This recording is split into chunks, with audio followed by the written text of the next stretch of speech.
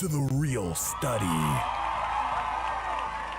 with your hosts, MrSniDBitS, I don't have a problem with him, but I don't think he's that and a bag of chips. BlackGirlMarvel, I cried laughing. That was hilarious. Tylermakesfilms, That was like our favorite movie for some reason. I mean, it was really good. I enjoyed that movie. Allthemoviethings, I think the thing why I enjoyed it more too was the fact that we were going to talk about it from this perspective. The Pre-Review with BlindBiggie, Hey, this is BlindBiggie. Welcome to the pre-review. and me, the Real Study movie voice guy. I'm the Real Study movie voice guy. Let's go to the poster wall.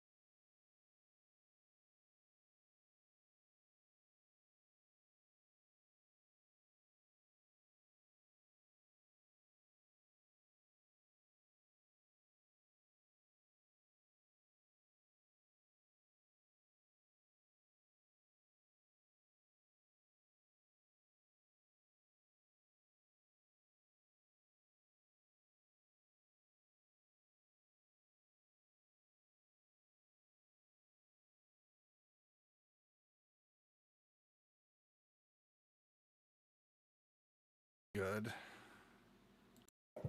Oh, Biggie. Let's try give me this one more again. chance. I bet you he can say their sound now. It is because I can hear it on my end. Yeah, Oh, yeah. Biggie. So, welcome to The Real Study. I'm MrSniDBitS, and after a snafu, we are back up and rolling. To my left, as always, is BlackGirlMarvel and Tylermakesfilms. Know all the movie things this evening, and that is sad, but we will see him next week. That said, we are going to be doing a bunch of Akira Kurosawa films, including Ikiru, Seven Samurai, and The Hidden Fortress. Those will be our main focus this evening. Also, I think we have a message That from was Black Tyler Girl Marvel. Mid. I think there's a message from Black Girl Marvel, maybe. I'm sorry. There is. I'm sorry. That was hilarious though, Tyler. Hey you guys, I'm sorry, I've got some halls, I'm a little sick. Before we get into the reviews and the chit chat, we would love it if you guys can go and subscribe to our YouTube right now. Subscribe, hit that bell. It really helps us. It's a free way to actually help our channel grow. Also, if you would like to just continue talking with us throughout the show, also when we're not even doing the show, and to keep updated on the videos we're talking about, the movie talking about, whatever's going on, hit our Discord. Check out our link. It should be in the bio, right? It should be in the bio. I think it should be, yeah. Our link should be in the bio. Also, we would greatly appreciate it if you can go and follow The Real Study on all social media platforms. That's Facebook, Twitter, here YouTube, TikTok, Instagram, and we also have our audio on all podcasts, so Apple Podcasts, Google, Anchor, everything. Go follow us, give us some 5 stars. Again, Spotify. Again, those are free ways that you can help the channel. And if you wanted to subscribe to us as well, in the sense of giving money and things like that, hit us on our Cash App. We greatly appreciate that too, but we do appreciate it if you could just boost us up. And with that, MrSniDBitS. And we're going to move over to the main screen, and we are going to get started with this evening's movies. The first movie, we take these in chronological order in the way they were released. So, of course, the first movie that Akira Kurosawa made and released was Ikiru. This is an older film. Wait, so are all of them. But that's why we're doing this. Classics. But this one's made in 1952, and it follows. I wasn't even thought of. Right. Lord. Yeah. No, none of us. I think my dad might have been born. My mom wasn't even a dream. My then. mom wasn't even born yet. Neither my dad was born Right. 3 years later. Right. So your dad and my mom are the same age. Yeah. So this film follows the kind of latter part of the life of a man who works in public works. He's the section chief, I believe.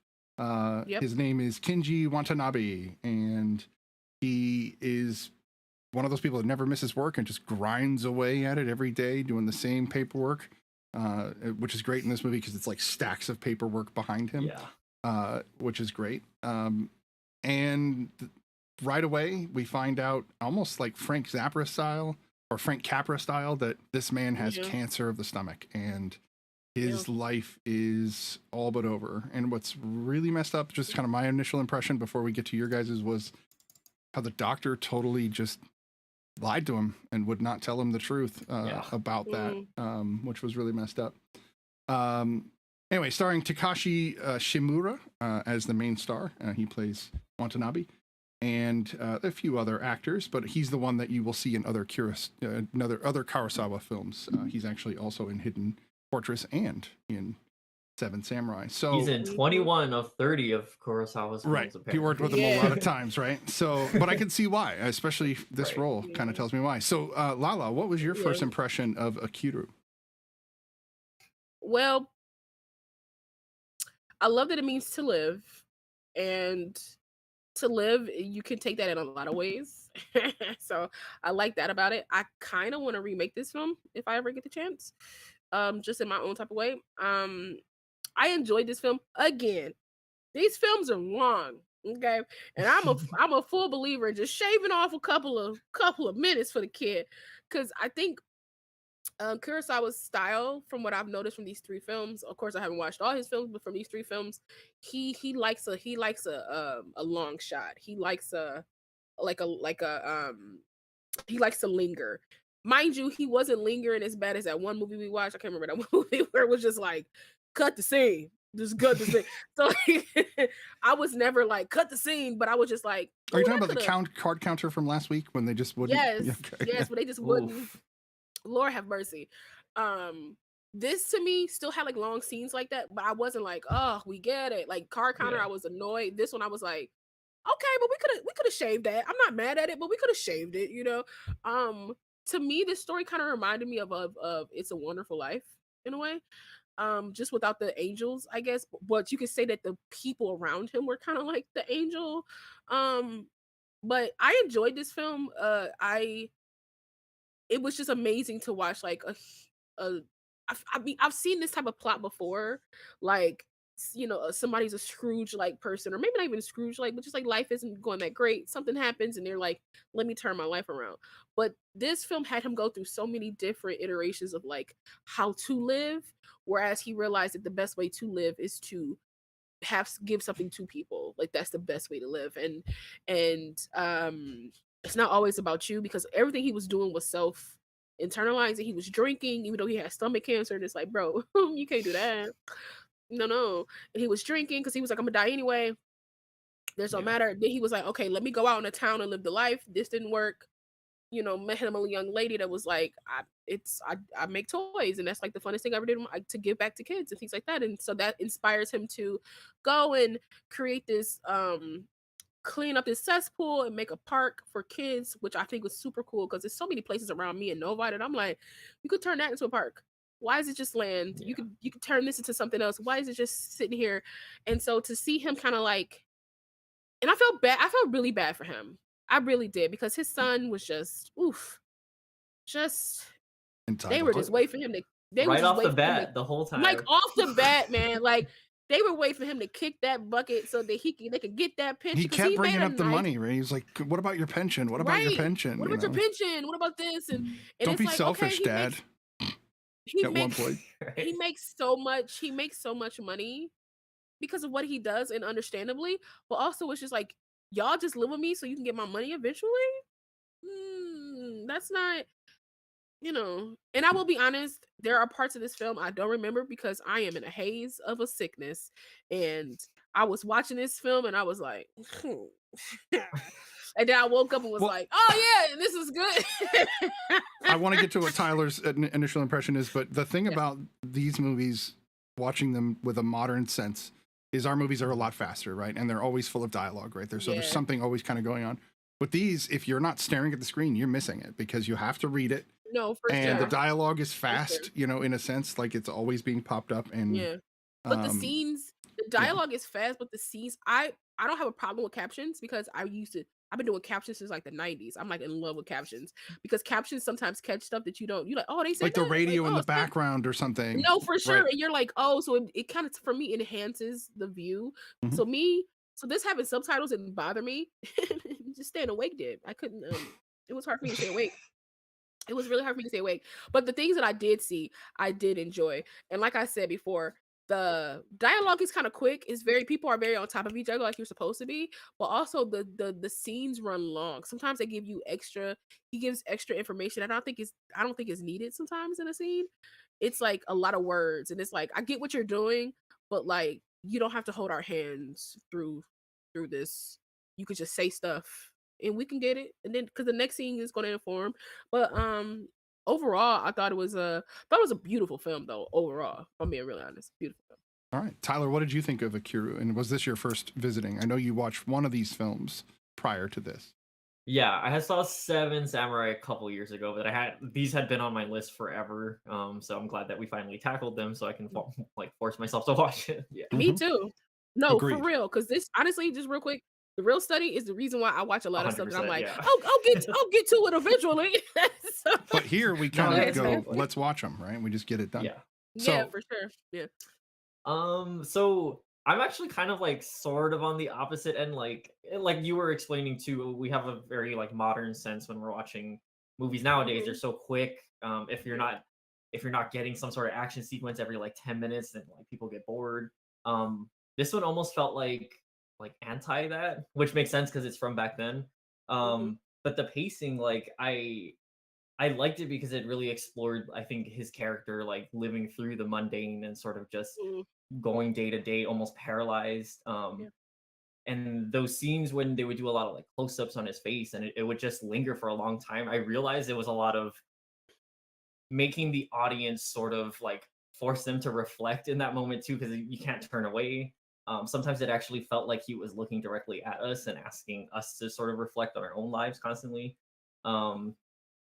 I also enjoy the cinematography. I realized just across the board for Akira Kurosawa, he likes to work in layers. I don't know if that makes sense. So like foreground, there's like a layer of something happening, then the action, like our main characters in the middle, and then there's always something going on in the background too. But it's just like it's like so much depth because like nowadays it's, you know, you got A shot, B shot, they're talking, and then we just go to the next on, location. Right. Right.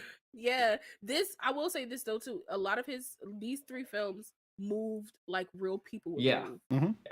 That's the biggest takeaway I took away from all three of these films. Is like when people, how they move. I mean, it was moments where people would fall, and I'm like, that wasn't scripted.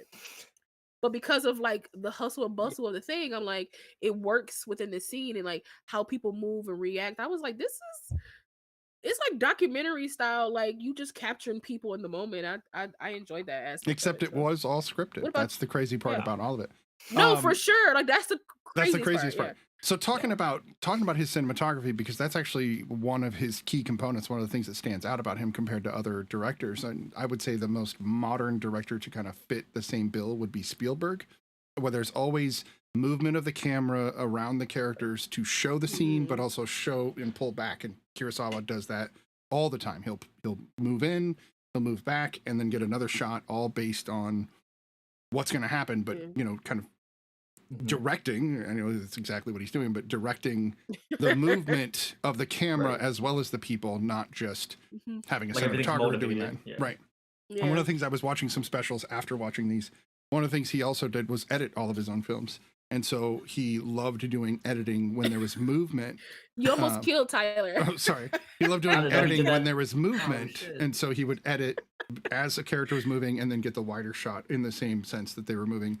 And it's harder to tell there's an edit because your eyes are drawn to the moving character. And then the layers that Tyler talked about. There's always something in the background, whether it be rain or people or movement of vehicles or horses or whatever it may be, maybe bushes or moving or smoke. Just atmosphere or Right. just mountains or Right. whatever. It's always something, some type of landscape. Yeah. I think I knew I was going to like this film right away when the very first thing we get is that short little montage of the ladies going to each government official, and the next one telling them go here, go to go to Public Works, go to Parks, go to City Hall, and everybody giving them the runaround until they finally get to Watanabe's office, and that's the moment that we come back to them. It's that's actually modern cinema to a T. Is we'll do that, like start somewhere and then come back around to it. And he was doing that in 52.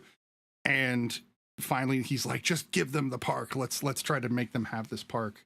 I did get thrown off very kind of almost Tarantino style when, spoiler alert, he dies, but it's only halfway through the movie when he dies. Yeah.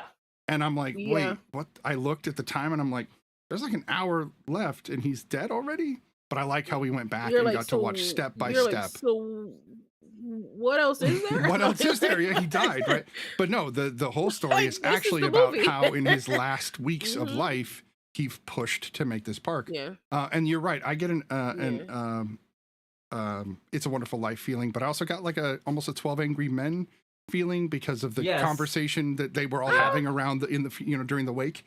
Because they were just arguing back and forth and trying to convince each other that he's a saint. No, he's just a schmo.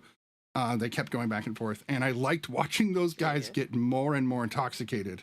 They were doing a great job of slowly getting the conversation drunk, right? just got louder and they were just louder. like, the one guy starts slooping over and just, I'm so drunk They I can really barely good talk. too. Like sometimes when people play drunk, it's like it's like so obvious that you're acting, but like I don't know, something about it was like it felt real. Like, part of me feels like everybody took a shot before that scene. Well, maybe there was really sake in all of those. I'm thinking maybe. True. But to watch his family in the background of that scene was interesting because all four of them were kind of just, doe-eyed, like, what are these guys talking about? And I liked watching his son kind of, it dawned on him, I liked that. Yeah, because they were like, he must have known. He must have known before, he died. This is why he put all this stuff in the works. Whoop-de-whoop. And the son just couldn't believe it. But it was like, you took advantage of your father. And every time he tried to tell you something, you just turned a blind eye, or you talked about money, or you were like, hey, Dad, lock the door. Right. Like, good night, lock the door. Like, it's you. He wouldn't tell you. You never opened the door for him to feel like he could. So he literally took it to his grave. And it gave me like Chadwick vibes of just like, I'm keeping this to myself. Only people that needed to know are the people that needed to know, and nobody else. You know what I mean? That it kind of gave me those type of vibes. So, like, but he told the girl, but he didn't tell his son. Sometimes it's easier to tell a stranger than it is to tell your family, especially family that don't care. Right. It's like, all you want is my money anyway. Right. I like that he wasn't a creep, right? He could have been the 80-year-old creep, but and that's what everybody thought they saw. But he was like, no, I want to know what it's like to be young again. That's really all he wanted. Was to like so wholesome. Just it really was in a lot of ways. Because even she was she was creeped out by him. Especially with the way that his life was going. He could have easily been like, I'm dying anyway, so I'm gonna do what I want. I'm gonna take advantage of people. But he was very much so just like, I missed a lot in my life, and I'm about to die. I just want to know. Well, he did that for a night. I want to remember what this feels like. I want to remember how it feels to be this, or go through this, or do these things. And I feel like that's a better way to go than being a creep. So I think it was. I agree. It was just nice because I expected that trope. I expected the like, he's a dirty old man trope, and that's what they were playing after. But Kurosawa, even in the 50s, was like, haha, red herring. He's not really a dirty old man. He's just a dude. I don't know. I think that first night that he was trying to get drunk and he drank way too much and acted a fool, got his new hat. Yes, that was a nice hat. It really, and I like how he squished it for him. He squished it from him. Yeah, that was I like good. that. But then the next day he meets the girl, not meets, but sees her again. And that really was what he was looking for more than being with this guy just getting drunk all the time. Yeah. He realized after one night, I can't do this until I die. I'll probably die younger, or I won't accomplish anything. Right. So, yeah. I don't know. Yeah. I thought it was a good film. I thought it was, again, none of these films are like my aesthetic, I guess I would say. Like, none of these films are my aesthetic. none of these films are like what I would gravitate towards, but I will say I enjoyed watching them because it opened up a different world for me that I'm used to like Americanized Japanese cinema and not actual Japanese cinema. Right.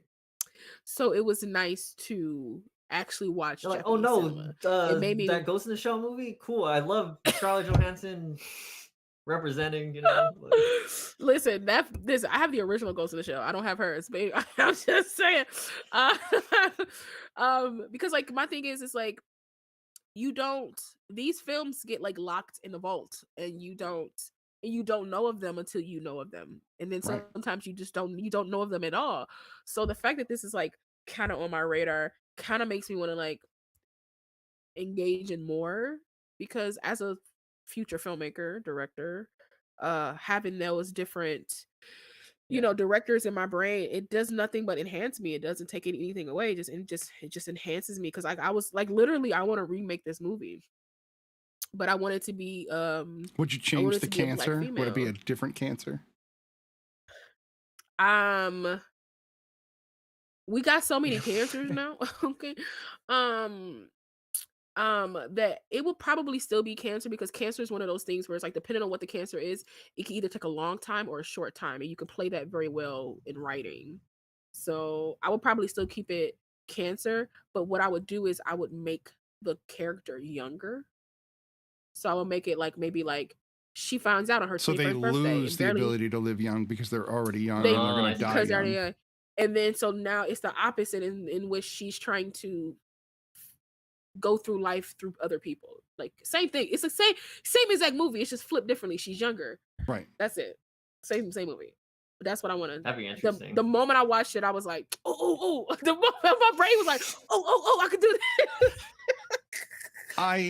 So yeah. I know that this movie has influenced a ton of films because we have a lot of dramas that have pulled this exact concept, Oh my gosh. or something Same similar exact to concept. it, and just kind of run with it. I would say It's a Wonderful Life, but it preceded this by almost, I think, 13 or 14 years. So, but again, knowing that Kurosawa, had a lot of his influence from American cinema specifically, Yeah. I wouldn't doubt that there's some of that film in this film to some degree. There's no way he wouldn't have known who Frank Capra was, and Right. that No, dude for was sure. known the world over. I also- really oh my God. no, please. I also like that this movie was like, because it's like right after World War II, sort of like post era. So Mhm. like you're also kind of seeing the effects of like the war on the people, and like everybody's like like cities are just like in ruins. People are having problems finding jobs, and yeah, there's just like a lot of that. The backdrop of that also happening was a lot, I think. Like, I agree with that. This is right around the same time that Godzilla came out as well, so there was a Right. lot of cinema that was really reflecting upon the era. And this guy would have lived through the war. He would have seen the whole thing go down, which is wild because in that sense, they don't really talk about it. They just talk about how there's political change in the air and how, Yeah. but that's because the U.S. finally got the hell out of Japan at that point and let them, start to become themselves again instead of just guarding over. That we even had laws about movies in their country. Like we instituted laws saying you could not make films that had anything to do with samurai or culture or anything. So the 50s were an explosion of that because they were finally able to make whatever films they wanted. So samurai films became a huge thing in the 50s.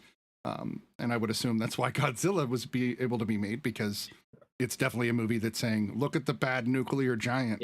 yeah. It's definitely talking about the US. Mhm.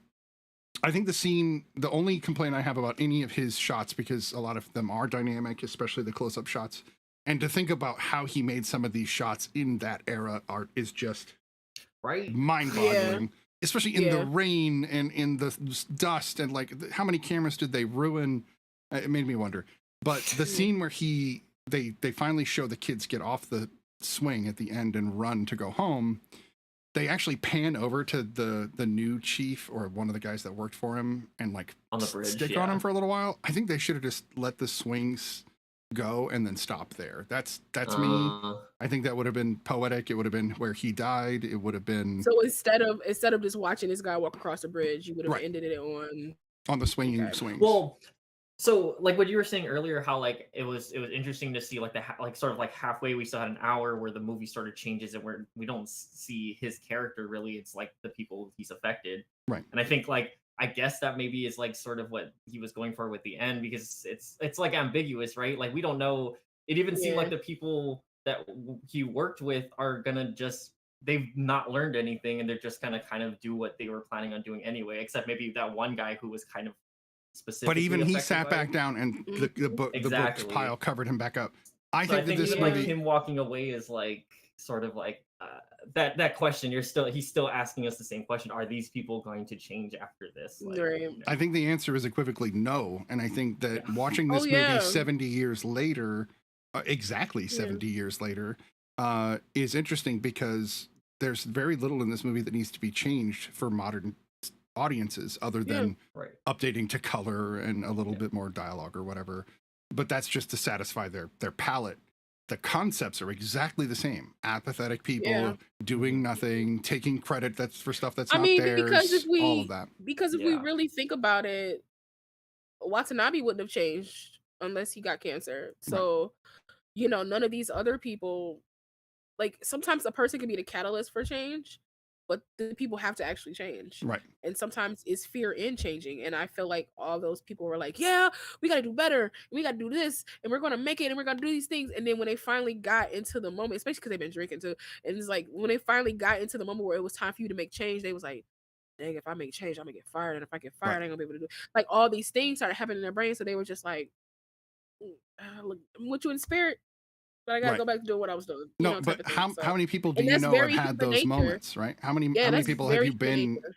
where you're all sitting around and you're like, we're gonna change the world when you're drunk, Yep. and then the next day everybody's like, I gotta go to work. That Yep. happens so often, right? It happens all the time because we have lofty Yeah, thoughts, buddy. right? We all have these great Yeah, lofty buddy. thoughts.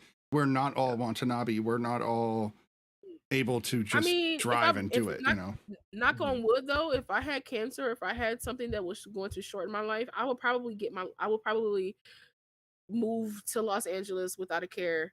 Didn't care if I had money or anything like that. But because my life isn't in any danger like that, I can sit back and plan and be like, I could plan for the rest of my life if that's the case then. You know what I mean? So hmm I feel like, but sometimes there are people who like don't have anything that happens to them like that, and they're like, forget it, I'm gonna throw caution to the wind. And I wish I could really be like those people, but you know, you have other things in your brain and in your life and different experiences and different traumas and different things that stop you from, you know, being like, but if I go out there, I only got $5 grand. What if I run out of the $5 grand? But I ain't got no job. And then if I ain't got no job, then I can't eat. But if I don't eat, I'm gonna die. I might as well stay here because I'm alive here. You know what I mean? Like your brain kind of just But suckers that's you the back trap. into. That's the trap, right? Yeah. That's the trap. It Yeah, is. you sucker yourself back Who was into it? like this cycle. Who was it that said that life is happening? Life is what happens while you're making plans. Like, so you're planning, Yeah. making plans for the Yeah. future, and you're living now and forgetting that Yeah. right now you're alive. Those plans Yeah. are really still wherever Yeah. they are. So I don't know. I don't think they could have 'Cause I would picked a love it. better actor for this role. I would love it for all of us to like one day meet each other and then like make a movie together or something like that. I think that would be very cool. But that's just I'm just throwing it out there as a one day, you know, this little mustard seed. Hopefully it grows. You know, that's it. We got to have Yeah. Brian in more than cartoon form for that to work out. I mean, I kind of dig him in cartoon form. You know Especially with what I'm that look he has on his face. saying? Yeah. He feels like he's here in spirit with that look, and he's got his microphone. So, Oh, for sure. the girl. You want to just do all? Are we doing all the movies then we're rating, or No, you we'll just wanna- we'll do each one by themselves. Okay. But I want to talk about the They girl were because we haven't fun. really brought her up much, and she was a huge influence on him. But she was a little over the top, a little wild. I noticed this about the princess in Hidden Fortress too, but I don't know if it was something Ooh. about the acting at the time or Ooh, I whether gotta it was talk to you about that when cultural, we get to that. but the just like high pitched, you know, Right. like really excitable, you know.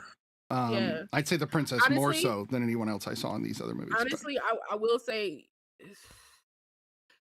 this is no slight. This is not a slight against Japanese like culture or people or anything like that. But I've noticed by watching like Japanese anime, it's something about high pitched females that I feel like it's at a turn on or something. Like I don't know, but it's something because it's Right. because it's all throughout anime. It's all throughout, Mhm. and it's in like sorry, we're kind of like PG-17, NC-17, something like that, but it's also in hentai too. It's like a thing Mhm. where it's like the cowering, like kind of like small but big type of girl that like can go off on you in an instant, but they could turn around and be like, oh no no no no no no no, like no no like it, but then they're still like, I don't know. I feel like that's a thing, and to see that in like multiple movies, I was like, man, that must be dicks must get hard for that. I don't know what that is, but yeah. Right. I did not I was expect that. like, oh, sorry. But hey, we're on YouTube, so we don't care. We're gonna keep moving. But yeah, but I was just that's something I noticed. I was just like, But that's Yeah, this movie Alright. does. They're talking about the debauchery of this old man and this. Yeah. I think she's 18. I don't think they ever actually say her age. I know that they do with the princess in Hidden Fortress, but with this one, she's probably like 18, 20, somewhere in there from what I gather, because Right. she's I was working. going- She's already got a job. Yeah, I was- College. Yeah. Yeah, I was going like 21. I First- was just yeah, kind of like yeah, going first year, maybe. 21. Yeah, because Like internship, you know. Yeah, yeah.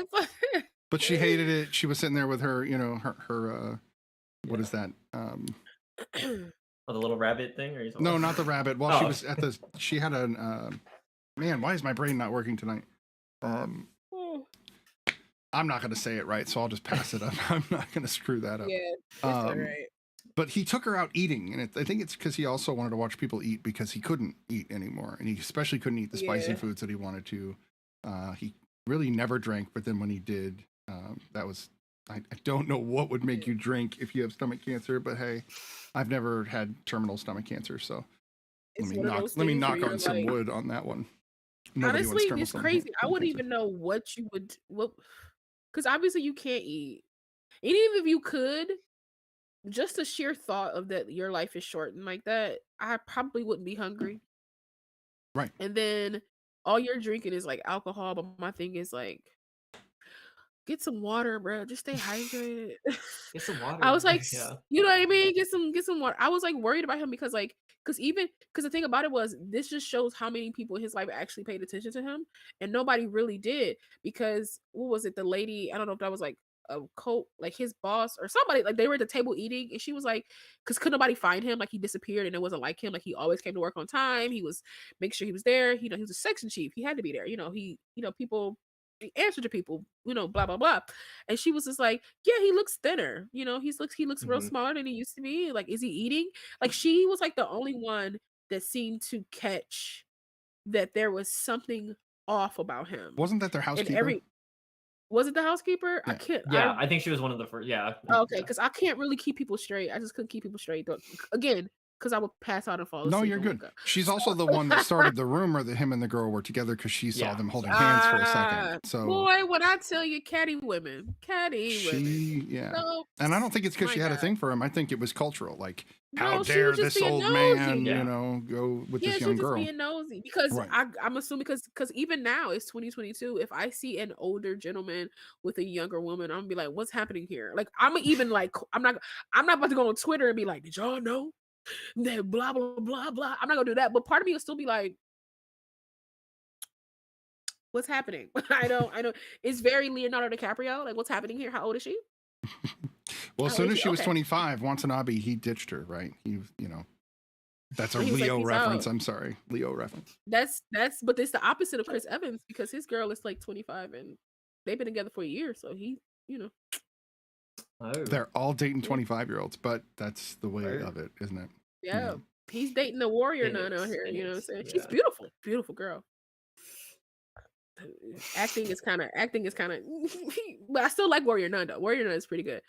Is that a but her real acting movie? is I thought kinda- you were joking. I thought that was like a. No, it's a dig TV on show her. on Netflix. Oh, No, okay. it's a TV show called should've Warrior known. Nun. It is. That's hilarious. But that's funny though. But yeah, and I'm her showing the acting, gray right those- now. Is what I'm doing. those first 4 or 5 episodes, I was like, okay. And towards the end, I was like, okay, she got better. Yeah, no, that's It's in its second sometimes season it's right who now. you know than it is. It's a good what you show know. though. All right, I might have to take a look. So let's Please see. do. Is I there wanna have a anything conversation with you about it. else you guys would like to bring up about Ikiru? Oh, Sorry, there was one I more just for like me, his but go ahead. close-up shots, like Tyler said.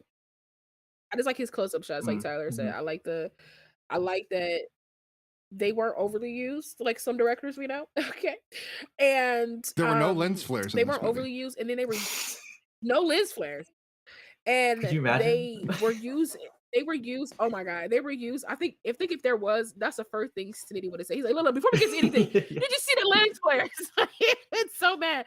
But like for me, I like the zooms, I like the close-up shots because it's like they were made to make you be him and feel him a little bit more. And I dig that because nowadays zoom ins, they always want to do zoom ins in like a I guess like a cinematic way. I don't know how to put it. Like in a way that'll be like, look how cool this thing is that I created, that I figured out how to do. And it's just like, but did it inform the scene at all? Like it's just, and for me, his zoom ins are always the I don't get drone shots. No sense. Because for me, it's like the zoom ins made sense. Yeah.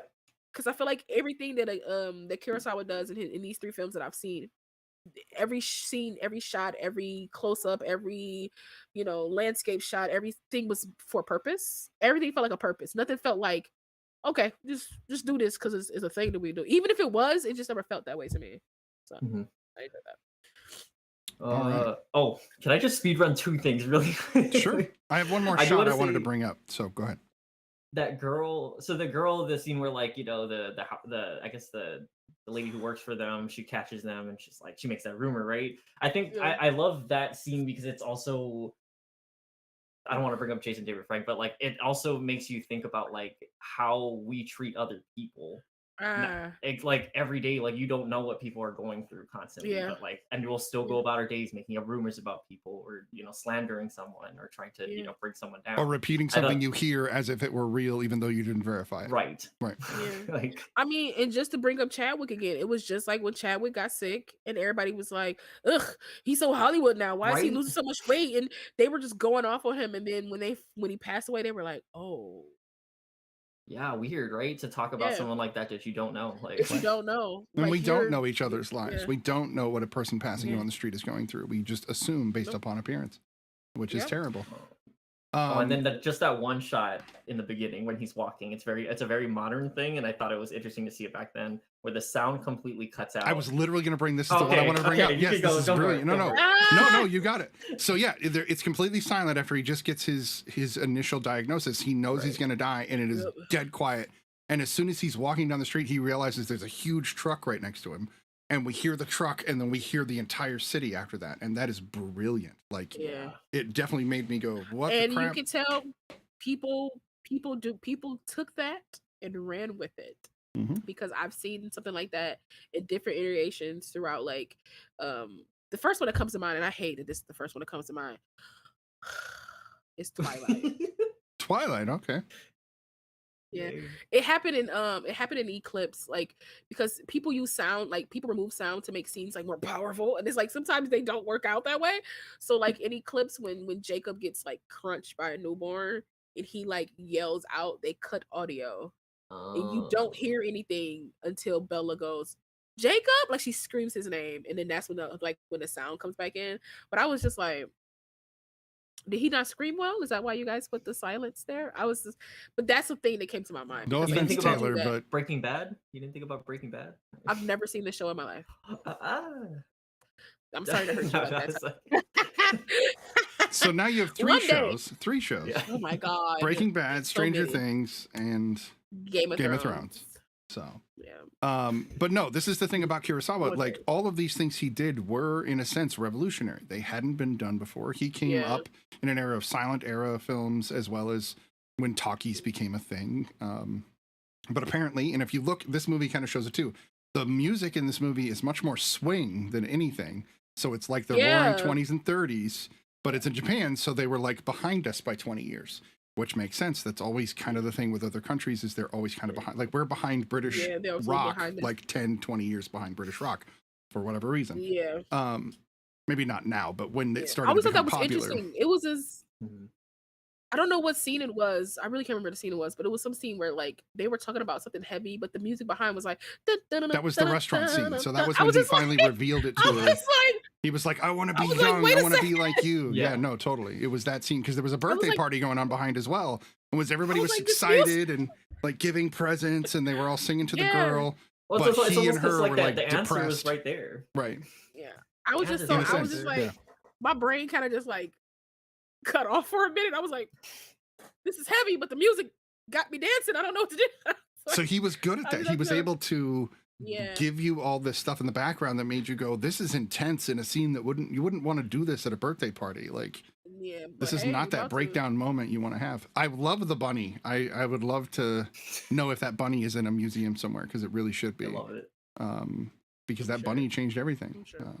That bunny, they kept talking about how Watanabe built that park. No, that fucking bunny built that park. I'll tell you right now. They want to talk about the The catalyst. bunny was the winner. right? Yeah, it was the bunny. Without the bunny, no park. Butterfly effect, right? That's essentially what they were getting after. What led to what to Yeah. what. Yeah, no, it's I encourage everybody to watch this movie. It's not going to be most people's cup of tea, but Did you guys No. cry? But I I still did. think it's worth the I did. Nah. Okay. I did. not even in the Oh. Yeah, maybe no, because I'm- as maybe soon because as I'm he was sick. I was just swinging, like, he's swinging on the thing, and he starts Yeah. singing the My song God, again. Yeah. That's that scene where he's singing that No. song. like, he honestly, just- I probably was asleep during that time. That's probably why I didn't cry. I was probably asleep. you know, they're at a place where everybody's having a good time, and he just starts singing the most depressing song in all of history. And Gotta love All of it. history, like that whole the party, like party pooper. All he the way. ruined that party. Like everybody went home going, "Who the fuck was that guy? This sucks." Original Debbie Downer. He really was. Like, He was crying. He was definitely like, "Everybody dies. You're gonna die. I'm gonna die." That's what he was singing, and they all knew if you the think song. about it, So if we go back and rewatch this, we could probably chart every stage of grief that he went through. Oh, yeah. He went through like every stage of grief, and now he was at the point of like, I guess, anger. He was at the anger part, and then once he figured out what he was supposed to do, he got to an acceptance part. I think you could chart his. you're probably the right. Stages. Maybe it wouldn't be exactly the same order, but still all five would No, appear. but you could. But you can. Right. Did he Biggie said we bargain? need to review Smile. So we could, yeah, that's true. We could. I just Look watched at it Tyler. 2 nights I ago. have thoughts on that movie. I do too. I I haven't- just watched I it. haven't seen it, so if that can be a thing we can do. in the I don't like it future. when people tell me a movie is the scariest movie of the year. I don't like that. Don't ever tell me a I movie just is the never scariest trust movie. it. I don't either. I hear that and I'm like, what? I'll What? see. Who got Yeah, scared right. at this?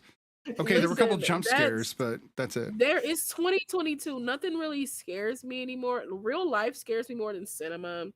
So Yeah, maybe it's that's one of what those it is. things where it's like, don't hype something up to be the scariest thing. You could be like, this was an amazing story.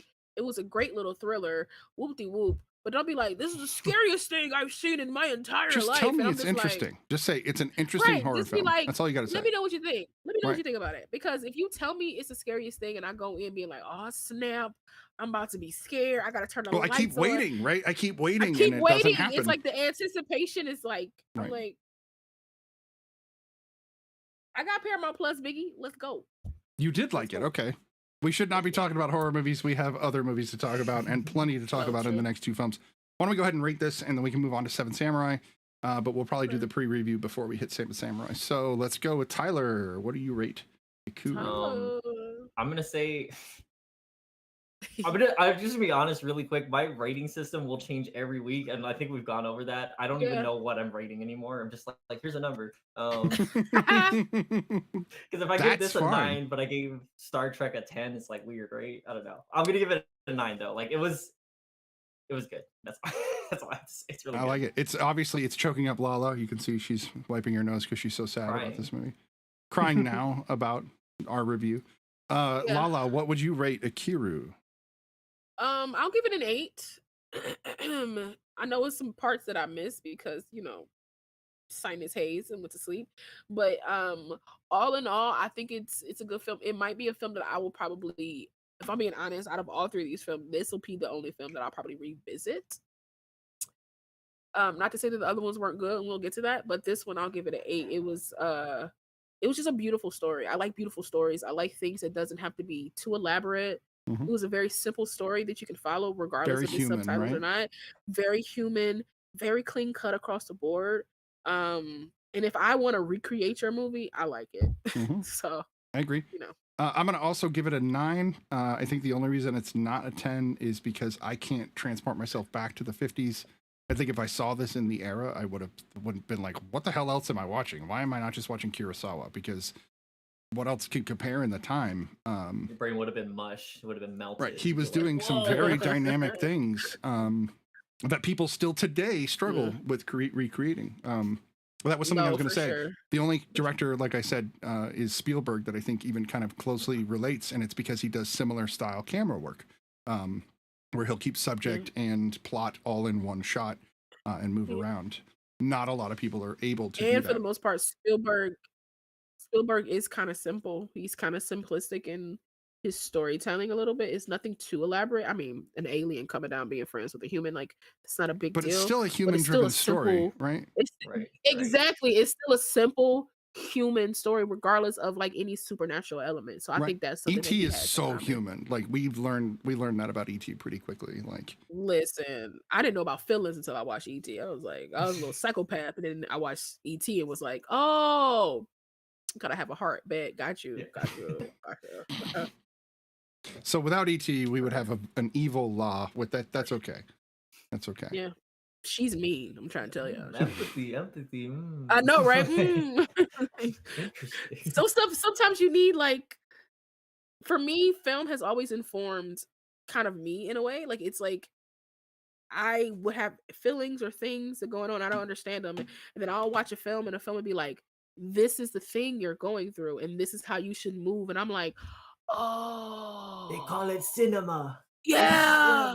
Cinema. I'm like, "Oh, I'm a better person because I watch films." I will. I say agree I'm a with better that person. for myself. Yeah. Like I learned how to empathize due to Yep. film because I was able to step in other people's shoes so often. Yep. It forced me to think outside of my box. So, Yep. all right. So 2 9s and an 8. We've got Ikiru under our belt. We're going to go ahead and do the pre-review at this point, and we will be right back.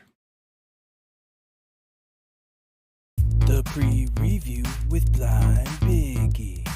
The pre-review with BlindBiggie. Welcome to the pre-review. I'm your host, BlindBiggie. The pre-review is where I tell you about upcoming movies in the movie theaters and beyond. This is for the week of November 21st through 27th. First up, we have the animated adventure, Strange World. This movie stars Jabuki Young-White, Alan Tudyk, Jake Gyllenhaal, Lucy Liu, Dennis Quaid, and Gabrielle Union. The Clades are a legendary family of explorers whose differences threaten to topple their latest and most crucial mission into uncharted and treacherous territory. When I was watching the trailer for this, I was blown away by the animation, and it just looks like such a fun adventure to have. The movie Strange World premieres November 23rd in theaters. Next on November 23rd is Devotion. This is an action war movie starring Jonathan Majors, Glenn Powell, and Joe Jonas. Elite fighter pilots Jesse Brown and Tom Hudner become the U.S. Navy's most celebrated wingmen during the Korean War. This movie looks like it has some heavy-hitting drama and some great aerial battles. Can't wait to see this one. Devotion premieres in theaters November 23rd. Next up, and I've got to say I've been looking forward to this one, is Bones All Day. This drama horror romance stars Timothée Chalamet and Taylor Russell. Marin, a young woman learning how to survive on the margins of society. Now, this movie does have some graphic violence, and I do believe it may have some cannibalism in it, so let's look forward to that one. Bones All Day premieres in theaters November 23rd. Next up is Glass Onion, a Knives Out mystery. This crime mystery stars Madeline Klein, Daniel Craig, Jessica Henwick, Kate Hudson, Ed Norton, and Catherine Hahn, as well as Ethan Hawke, Janelle Monáe, and Dave Bautista. A tech billionaire, Miles Braun, invites his friends for a getaway on his private Greek island when someone turns up dead. Detective Benoit Blanc is put on the case. Now, anybody who's seen the first one know it was a really fun movie. It was a good time, and I can't tell you how excited I am to see this one. Glass Onion, a Knives Out mystery, premieres in theaters on November 23rd, and then hits Netflix on December 23rd. Next on my list is Nanny. This horror thriller stars Anna Diop, who some people may recognize from the show Titans as Starfire, Sinqua Walls, and Michelle Monaghan, and Felicia Rashad. An African woman hopes her new job as a nanny will help bring her young son to the U.S. However, when a violent presence begins to invade both her dreams and reality, it threatens to destroy everything she's fought for. This movie looks like it's going to be an intense ride, and I can't wait for it to come out. Nanny premieres in theaters in limited release on November 23rd, and then on Amazon Prime Video December 16th. Now moving to November 24th with The Noel Diary. This comedy drama romance stars Justin Hartley, Barrett Doss, Treat Williams, James Remar, and Essence Adkins. It's also based on a book. When a best-selling author returns home at Christmas to settle his mother's estate, he finds her diary that holds secrets to the past.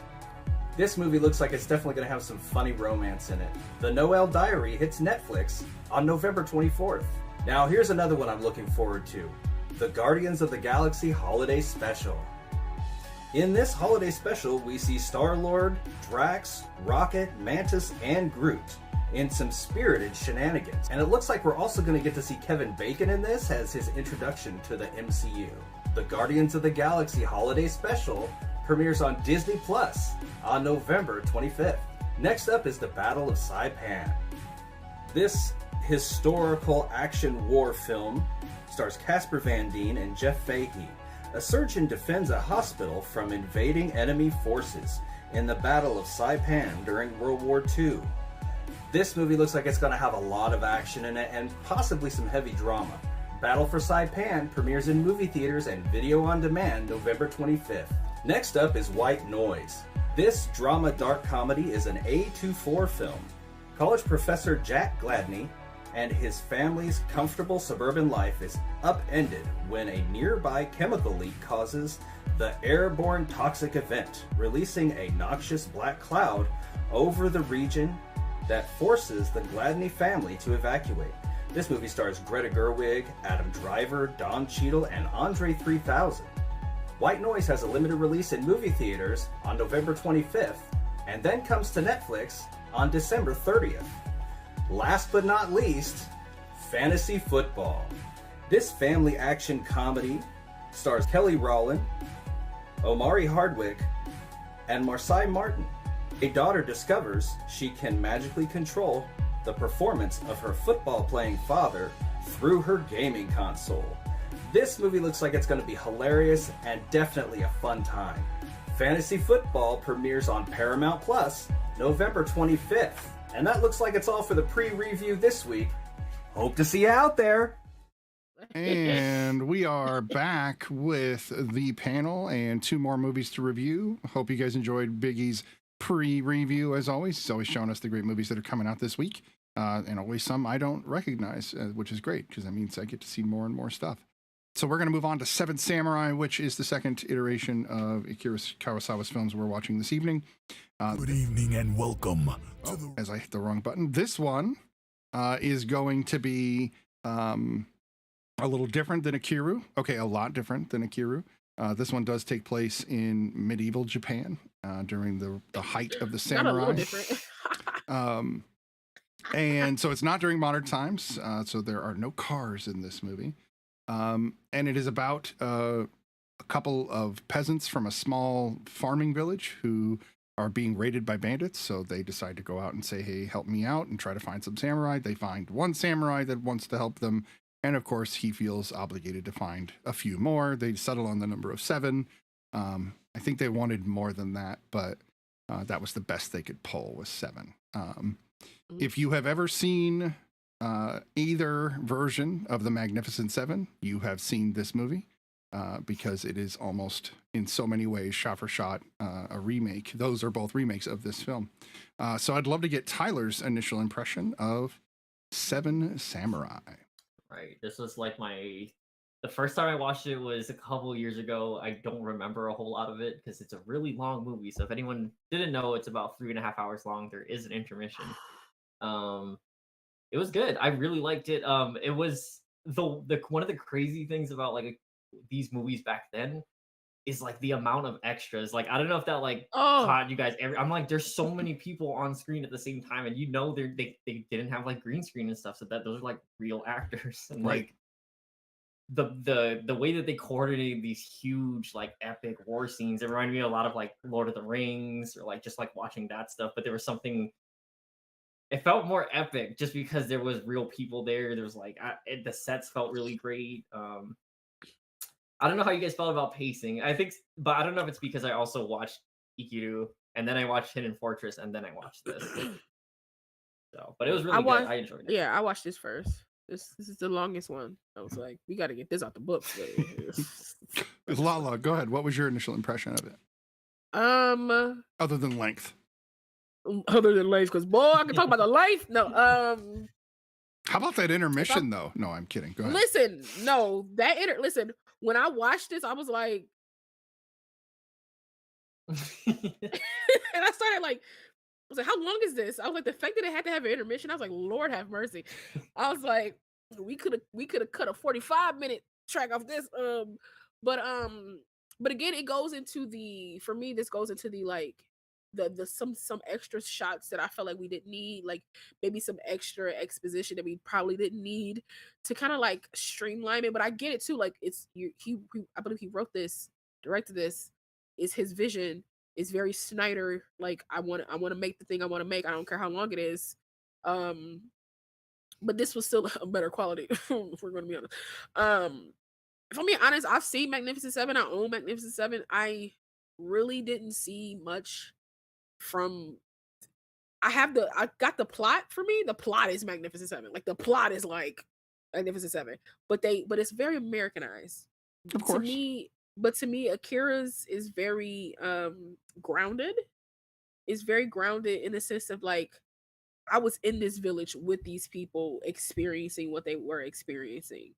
For me, the remake Magnificent Seven, I was just watching these people. So I like being immersed, and I feel like Akira immerses you into this world. And maybe that's why it was like 3 hours, because it was just like he wants you to kind of like be in the film with them.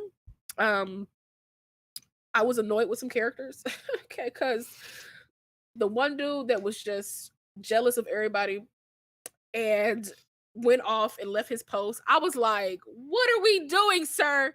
You got a chip on your shoulder. You got some trauma that you need to work out before you try to save people. But he redeems himself in the end. Spoiler alert. But still. Are you talking about Mifune's character? Are you talking about Toshiro's character? The one that they basically, they gave the cold shoulder to him because he was a drunk. So they were like kind of ditching him the whole time. Same character, him. Right? His name is like Cool something. I think it started with a K. Kukuchiyo. Something like that. Yeah, Kukuchiyo. And I was just like, sir, get it together.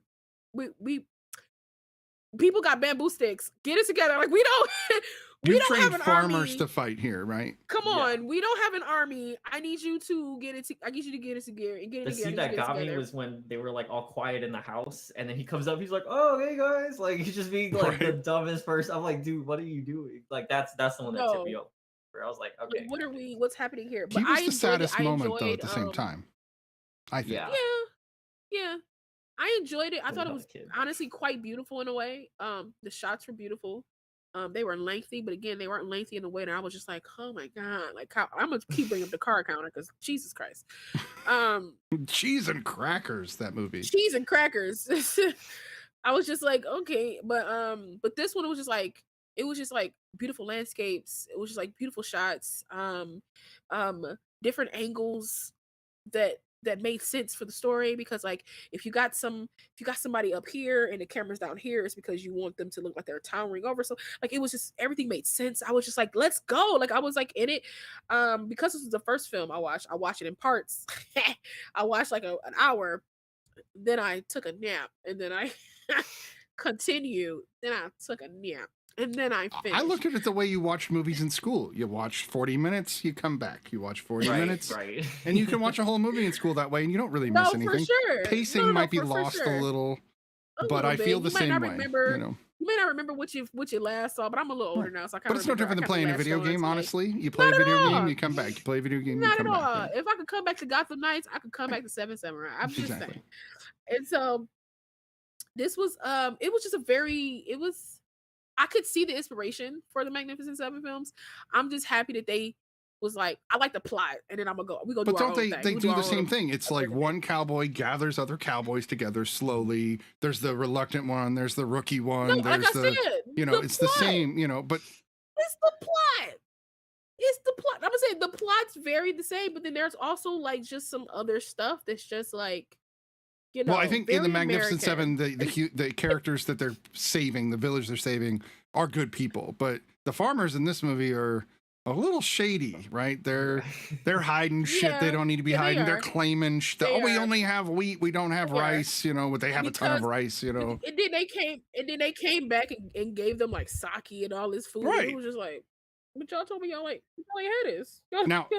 Now, Samurai obviously had a really bad reputation because they kept talking about how Samurai were going to come in and take their women, right? So it makes me wonder, what the reputation of Samurai was like in general. I wanted two-piece Shino's father. I wanted to sock him in the throat because you honestly made somebody fall in love with your daughter. You set up the path that you didn't want to happen by cutting her hair. And that actually got her attention because dude thought she was mind you, this is something that irks me. I never seen like Asian or Japanese women or any type of Asian woman that looks like men. I've in my entire 35, almost 36 years of living, I've never encountered someone of Asian descent or anything that I'm like, you just cut her hair. That's a dude right there. That's a dude. And so like and I know it has to be a cultural thing. I don't know if it has to be, but it has to be a cultural thing because like they did it in Mulan. Like she cut her hair and all of a sudden they thought she was a boy. I was like, this is a trope for younger girls when they cut their hair and they sound and look like a boy. Enola Holmes does it. She puts her hair under a hat and acts like she's hiding. And that's ugly. Cause she ain't no boy. That ain't up close. When you get really close, you can tell, but at a distance, that's the whole point. I was so mad when he like pretty much abused her, like assaulted her. You my whole daddy, and you cut my hair, and then you start calling me a slut because I got some. You know what I'm saying? I'm about to die, bro. I'm scared. This dude is like comforting me, and you call me a slut in front of everybody. You beat me in front of everybody, and then she just went right back to it, planting the stuff in the river and singing, and I was just like. Yeah, I thought they were going to run away together, honestly. I would have loved it if she would have went with him, but again, like... I wouldn't have thought so. Not in like the 1500s of Japan. No, like, literally, it makes more sense that she would stick by her father or stick by her family or stick by the things that she's used to doing. And I was... But when he cut her hair, though, I was like, put me in the movie so I can beat him up. Because I was so mad. I was so mad at that. But overall, I thought it was a... I've never seen it before, so it was a nice watch. It was a long watch, but it was a nice watch. How many times did they raid the camp through that one kind of corridor through the woods, and they kept doing it like jackasses? These bandits didn't understand, and then finally they went around the long way, but they, I don't know it. But honestly, I thought the I don't know, strategy. I think that's the word I'm looking for. I thought the strategy was great because dude was like, let one in and you crowd the rest of them. At least we could knock out this one that gets in with all these other people, and then we could crowd these other ones. Like, I thought it was a nice strategy, especially with people that don't really fight. I thought it was a good strategy. Now, again, this is something we mentioned in the previous film, but Kurosawa loves rain, right? There seems to be in every one of his movies at some point. But those puddles and the amount of horses and just the extras, Yeah. as Tyler was mentioning, I was just like, how the hell did you keep this set under that's what I meant. control? How many Yeah. PAs That's- did you have to keep this set That's under what control? I meant by it seemed like chaos, but somehow it worked. Like it seemed like he's filming a documentary. He was just in this village and he was like, "Oh, something's happening. Let's film it, and Right. I'll cut it into a movie." Because it was just like so much was happening, like droves of people running and groups of people in moats and ditches, and it was just so much. Look up Kurosawa real quick. Just kind of Google him as a person and look at what he looked like on set. Like, No, look I at know what he looked Akira like. Kurosawa on set, and he's just sitting there in glasses No, and he's like sitting there in wearing just glasses. regular modern Yeah, yeah, clothes, yeah. right? No, And then I've there's seen it. I've samurai seen it. all around him. So like, it's just the weirdest thing. Like it's Yeah. very still a modern set in so many ways. It's just they have Yeah. but god dang, 3.5 hours of movie. How much film is that? How much was from what I was reading, not a lot would make it to the cutting room floor because he knew what he wanted because he was writing, directing, and editing. So he didn't need Right. to do much more than he needed. But still, the amount of film it took to do a 3.5 hour film Yeah. to have that packed out, because a lot of these are not a lot. Everything was on location. There was no, sets to speak of. Even a lot of those village shots were in villages, because in the 50s they still had classic villages that they could go Right. and shoot in, so they were able to do it very easily. And I would say it's very similar to like 1960s westerns, where we still had some old western style cities, towns I should say, here in the US that people could go and shoot in. A lot of that nowadays is gone, and I would assume Yeah. some is still around in Japan, but I don't follow modern Japanese cinema very much. So Yeah. so one of the shots we're going to talk about Hidden Fortress and its complete influence on the Star Wars films, but one of the shots Yeah. from this film is said to have taken some influence for one of the prequel shots, and it's when the droid army is coming up over the hill in episode 1. It's very similar to the bandits coming up and over the hill, and if you look at, like, put them right next to Yeah. each other, it's the same Yep. shot. And Lucas was obsessed with Kurosawa, like completely obsessed. I wouldn't say much from Oh, Ikiru yeah. would have made it into, but these other two films undoubtedly made Yeah. it in. Yeah. And I think it was like he had a whole plot point. I mean, we'll get to it in the Hidden Fortress, but he had a whole plot point that he took. It was like a whole section of like the Hidden Fortress that he was going to put into Star Wars, but he couldn't quite make it work, so he put it in. They put it into the Phantom Menace, and then in the Lego Star Wars video game, they pay tribute to the Hidden Fortress in that game. Like when you play Return of the Oh. Jedi, when you play like the Return of the Jedi section, there is a flag that has the writing on it from Hidden Fortress in the game. So, Nice. Yeah. So that is a shot from this movie that really I loved, because there's very few times you see all 7 samurai on screen at one time. It's always 2 or 3 of them doing something over here, So in the beginning, when they're all together in that hut before they take off to the village, you get to see all 7 of them there. And then again, the last time you see them is after several of them have perished, but you get to see 4 graves and 3 samurai, and it's almost like a domino, right? There's 4 up here and 3 down here. And he lingers there, but not for too long. No card counter style, right? We're gonna rag on that movie till the end of time now. He lingers there just long enough for you to you're like, oh, the 7 samurai. Okay, I get it. That's literally what he's talking about. That even in death, they're still, brethren, if you will. But I loved that. There And isn't I love much. that he gave credit to the people, because the Oh, guy yeah. was like, another win for the samurai. He was like, nah, this one don't belong to us. And I think throughout that film, he realized that, like, in his mind, samurai are like, these top tier great people. They protect, they do these things. They're like these soldiers, these warriors. But in the eyes of the people, they're afraid of them. And it's like, and I think for him, in his mind, he's like, yeah, we got to do better. So yeah, this wasn't our win. This was their win. Well, in a sense, And if you look so- at the bandits, they seem to be samurai.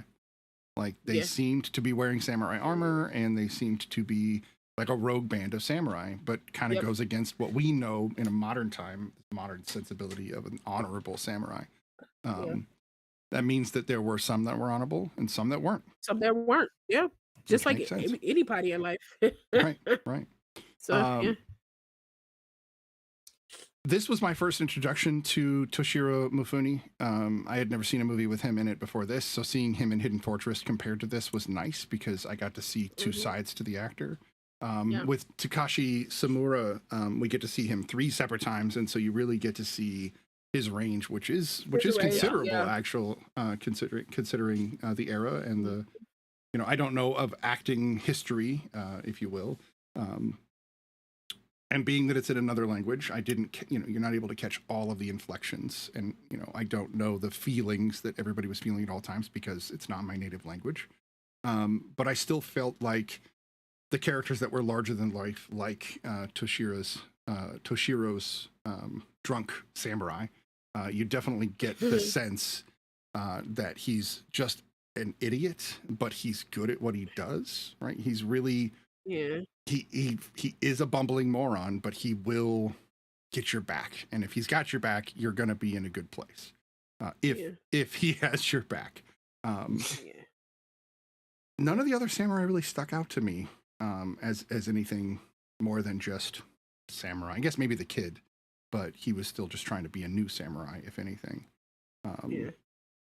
I did like the stoic. I had a hard time with names, but there's a stoic one where, like, I think at first he was fighting with sticks with another guy, and he obviously kicked his ass. And then the guy's like, "Okay, no, you don't get to walk away." He's like, "We're gonna do it with steel now." I'm like, "Dude, no." He's like, "You're gonna die if we use steel." He's like, just chill out. We're good. Just chill. He's like, "No, we're going." I was like, "Okay." Okay. I know exactly the one okay. you're talking about. He reminds. Have you guys ever seen The Last Samurai with Tom Cruise? Yeah. So he reminds me of the guy that had to follow Tom Cruise around. The guy was always quiet and just kind of was stoic. But if you mess with him, he would just destroy you. And that was the samurai. He was probably the most trained of all the samurai in this film. He probably would have. I don't know. I think he could have taken on the whole squad of bandits by himself, but he would have done it much more stealthy. Which is not very samurai of you to be stealthy.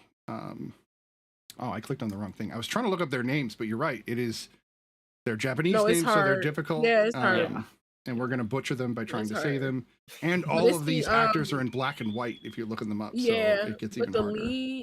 The lead actor, like the lead samurai guy, I enjoyed him because he had a very quiet, like, stoicness about him that, like, if you met him, you'd be like, okay, I'm afraid. I don't know what this guy is going to be about, because he's one of those characters that don't play all their cards, and those are the ones you should be, like, afraid of. And then he's also a strategist as well. And the moment they asked him for help, he was like, all right, this is what we need to do. Like, once they finally got him on board, he was just like, all right, this is what we need to do. We need to find some more samurai. Yeah, I mean, and then we gonna hunker down. Like, he already knew, like, somebody that quick to, like, know what he needs to do. I'm like, that's a bad man. You don't mess with a dude like that. So, like, I enjoyed him because he had bits of levity to it. Like, because I wasn't sure if this film was supposed to be funny. But I think there are moments that are supposed to be funny. I do believe so. Yeah. Because it was like that one guy who was like forever afraid. His mouth would just open the entire time. He was just like his mom. That guy, he was very much like the cabbage guy from Avatar. Like, he was very much like, my cabbages. Like, he just, like, that was his thing. Like, every time we saw him, his mouth was just like, he's like, just wide open. He was like scared to move, and I was just like, that has to be humor. That has to be humor that they're just like inserting into like certain places. But yeah, that main guy for me, he was tops. He was tops for me because, like, he was clever and, like, but he also could have fun and but also teach you a lesson. Like, when he taught the guy a lesson for sleeping at his post, he was like, better be happy it was me, because if it was somebody else, your head would have been gone, bro. You would have dead. So, like, I don't know. This was just a. You're talking about Watanabe, right? Like, the guy who played Watanabe in right. Okay. Yeah. With the real cool opening. Like, he had a really good opening. That's what made it like, especially, like, you knew he was like, yeah, you don't want to mess with this guy. Like, yeah, because it was just like, okay, little trickster, but you good at the same time. Like, he was. I don't know. I enjoyed him. Shimada is that guy's name, by the way. Oh, Shimada. Yeah, I enjoyed him. He was good. Yeah. He was. It looks like, if you look at the plot, it talks about how it's 7 samurai versus 40 bandits. So it makes sense that they let 1 or 2 in at a time. And I think we do get to genuinely watch all. That's why it's a 3.5-hour movie. You get to watch all 40 bandits perish, one way or another. Yeah. They really do, like, slowly pick them off through the whole film. Well, not the whole film, half of the film. Half of the film is the setup, and then half of the film is It's not. the payoff. Um, It's the payoff because I Right. was waiting for the battle. I Right. was like, okay, y'all done got bamboo sticks. Y'all done set up this stuff. I was like, where the fight? And I was just like ready for the fight. And I was ready to see how this was gonna go. Because it was so much chaos. It was just swords fighting, people running, people crying, screaming, laughing. It was just like so much that I was just like, give me the meat. I'm hungry. Give me the meat. And they finally did. So it's good. there was a lot of real fire on sets too, because they burned the bandits like place down when they found out that dude's wife like left him for the bandits. No wonder they he didn't burned want to their bring his wife up. Place down. Then they turned around and burned the villages, like several houses down, and that old guy and the kid, Did she and kill the, like, herself? oh, I felt so bad for them. Like, we're gonna stay in our house no matter what. Man, she was like, what did she do? Oh, my neck is killing me. She was like, she looked at him and then she gave him the baby and then she passed out. And the guy was like, she got speared. Yes. How did she make it this far? I was like, she made it this far for the baby. I said, Right. that was sheer resolve and will. She made it for the baby. The moment she saw somebody, she passed that baby up. And he broke down crying so hard, like, this baby She had is baby weak. instinct. She's like, I gotta get This- there. I gotta Right. do it. Why they went to that hut was in the good first stuff, place man. really pissed me off, though. I'm like, you guys are being ridiculous. You were being told by professionals not to do this, and yet you're going to do it anyway. Yeah, you deserve the death. I hate to say it, but you literally put but yourself in this people- situation. But older people are stubborn and they don't like to be ran out from what's theirs. They like, I know. I've been here, we've been here for generations. We've done anything. Because My to me, dad that was built that kinda like, house, right? Yeah, no, I get you know, like to me, that's kind of like, I kind of saw that like as I'm like, yeah, he going. But what is putting gonna die. yourself in the situation without a weapon or training going to do other than get you killed, though? But I feel like, I don't know. I feel like it's an honor thing. I don't know. Like maybe it's a thing where they're like, you know, I'm not gonna budge. I'm not gonna move for a tyrant type of thing. And you do lose your life, but like, if you got other people, don't Now- risk their life because of some honor that You're not feel for wrong yourself. about, and that's something we didn't even bring up during Ikiru, but culture is a huge Yeah. part of Japanese life, especially if we're talking Yeah. about pre-Western expansion. As soon as the West showed up, there was a lot of like, there's two camps, you know, the Listen. traditionalists and then the Westerners. And obviously wasn't in black and- if Kurosawa this was wasn't in very black and Westerner, white- you know. If this wasn't in black and white, you could see how brown them Asian men was, and I would have been like, siblings, cousins, uncles, like because now it's like, you know, the is very diluted because of Western influence, but like you could see just, I don't know. I kind of wish it was in color. I kind of wish they did like a Wizard of Oz thing and like technicolor that out every a certain time. But again, it didn't change wouldn't change the movie. It's just my Western eyes was like, it'd be nice if this was in color because the poster's in color. Right. And the poster looks epic in color. It's like freaking epic in color. And so Especially I was just like, ooh, it'd have been cool the to Japanese see. one where you had the big red writing and like all the green of the hill Yeah. that I was literally talking about. Yeah. Yeah, no, I agree. It It's could be like interesting, bright but and beautiful. because it was shot in black and white, Yeah. it would be But again- colorized. It wouldn't look right. It would look weird. Like It's a Wonderful Life. No, because I mean, I think it'll be okay. Because now it's 2022. They did it now. It'd be pretty good. I think it'll be pretty good. I think it'll be pretty good. Yeah, They I'm did it with, sure if they like, Wizard of Oz. painstakingly The did movie it Oz right. wasn't bad. You really Please want to watch it again painstakingly right do it. now? What's the point?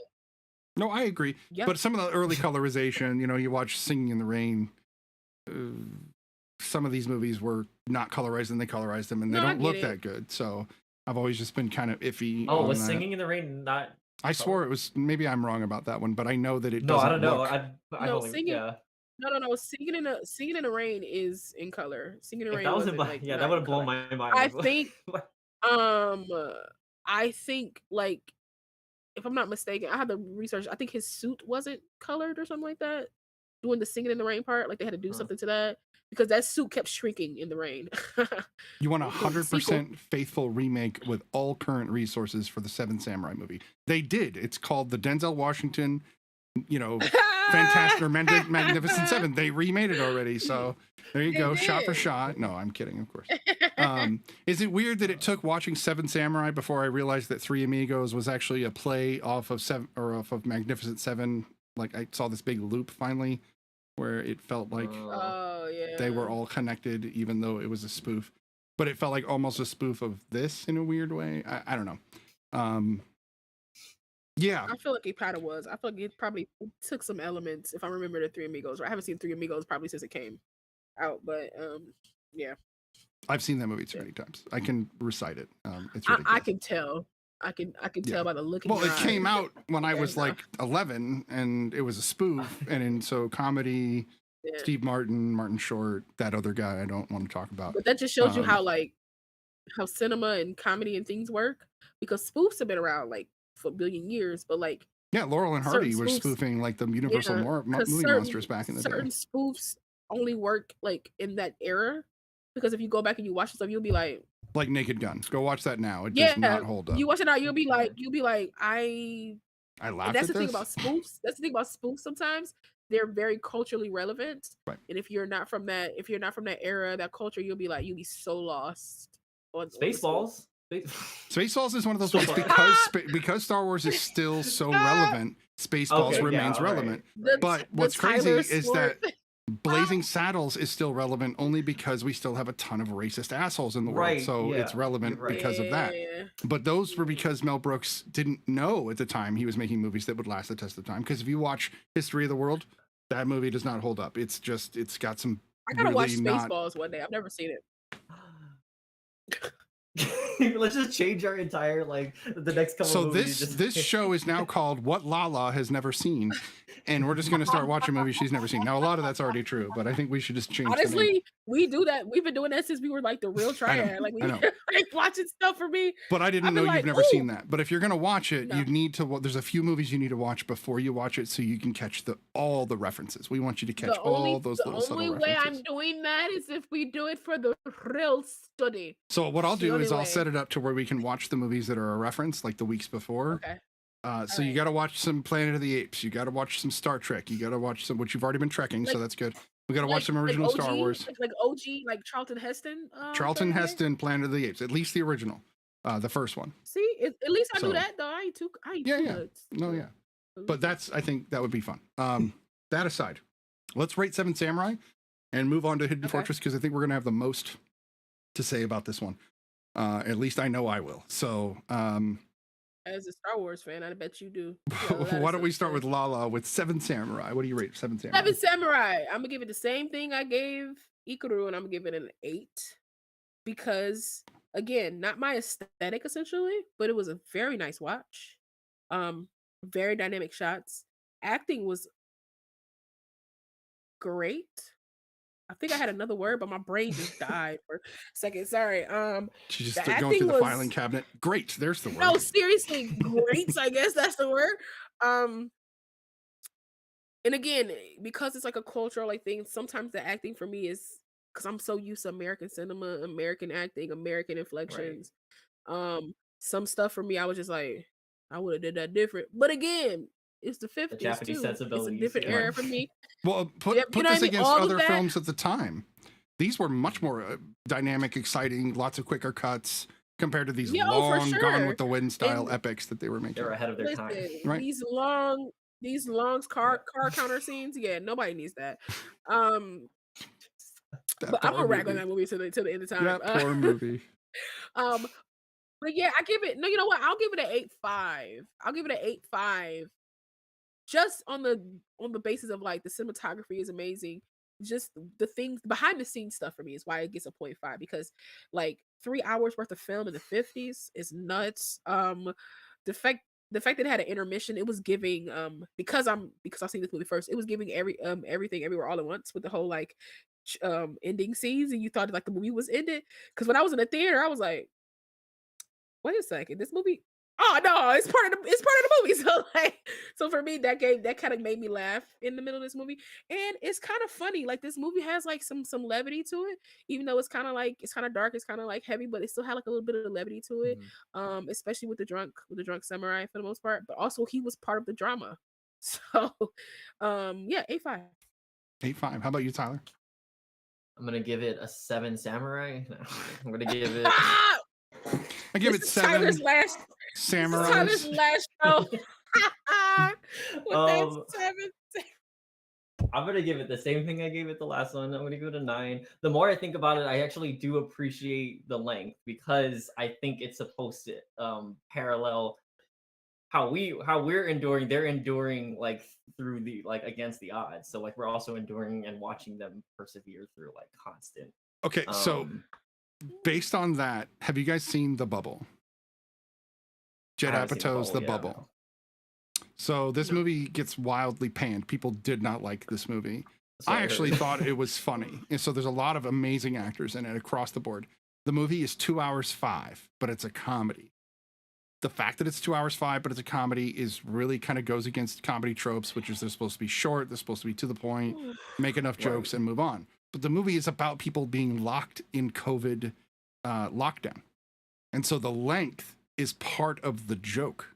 Like it's long because they're stuck forever in COVID. And my wife was like, yeah, that's clever. I hate it anyway.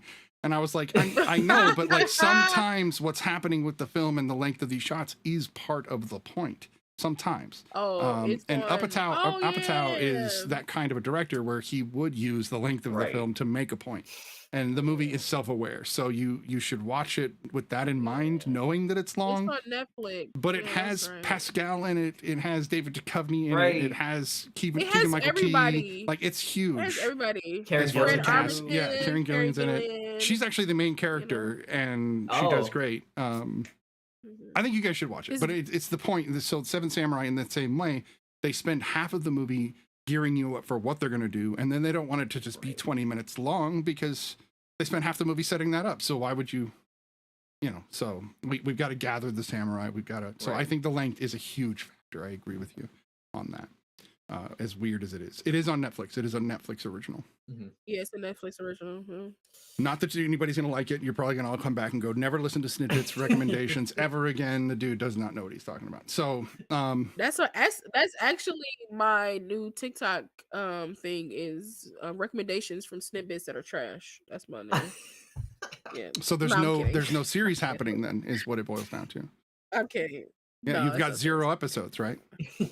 Yeah, 0. Yeah. That's right. Throwback. I love it. That said, I will give Seven Samurai a 9 as well. I actually think this is really, really good. And the only reason it's not a 10 is, again, I can't appreciate the era. And while I love Japanese culture and the historic, Japanese history is what I was trying to say, as well as architecture, food. I'm kind of slightly obsessed with their culture in general. Always wanted to go there. This is the best I'm ever going to get is watching Japanese cinema. So yeah, I don't disagree. I don't really think there's a person, unless you like, I don't know, racist, like nobody that don't look like you, whatever. But I think everybody to a certain point, even if you are racist, you probably just want to admit it. But I feel like everybody to a certain point is obsessed with Japanese culture. My wife doesn't care, but it's not because she's racist. She just doesn't care. Well, no, it's fine. No. But just never interested her. She'd rather go to Italy or Paris or something, I want to go there too, but I just feel like Japanese culture is so it's so broad. It's like, it's literally like the Jetsons come to life. There's a difference because you're right. Because they have so much. They think in a way that I wish like Americans thought. Like, yeah, I want pizza vending machines. I want them badly.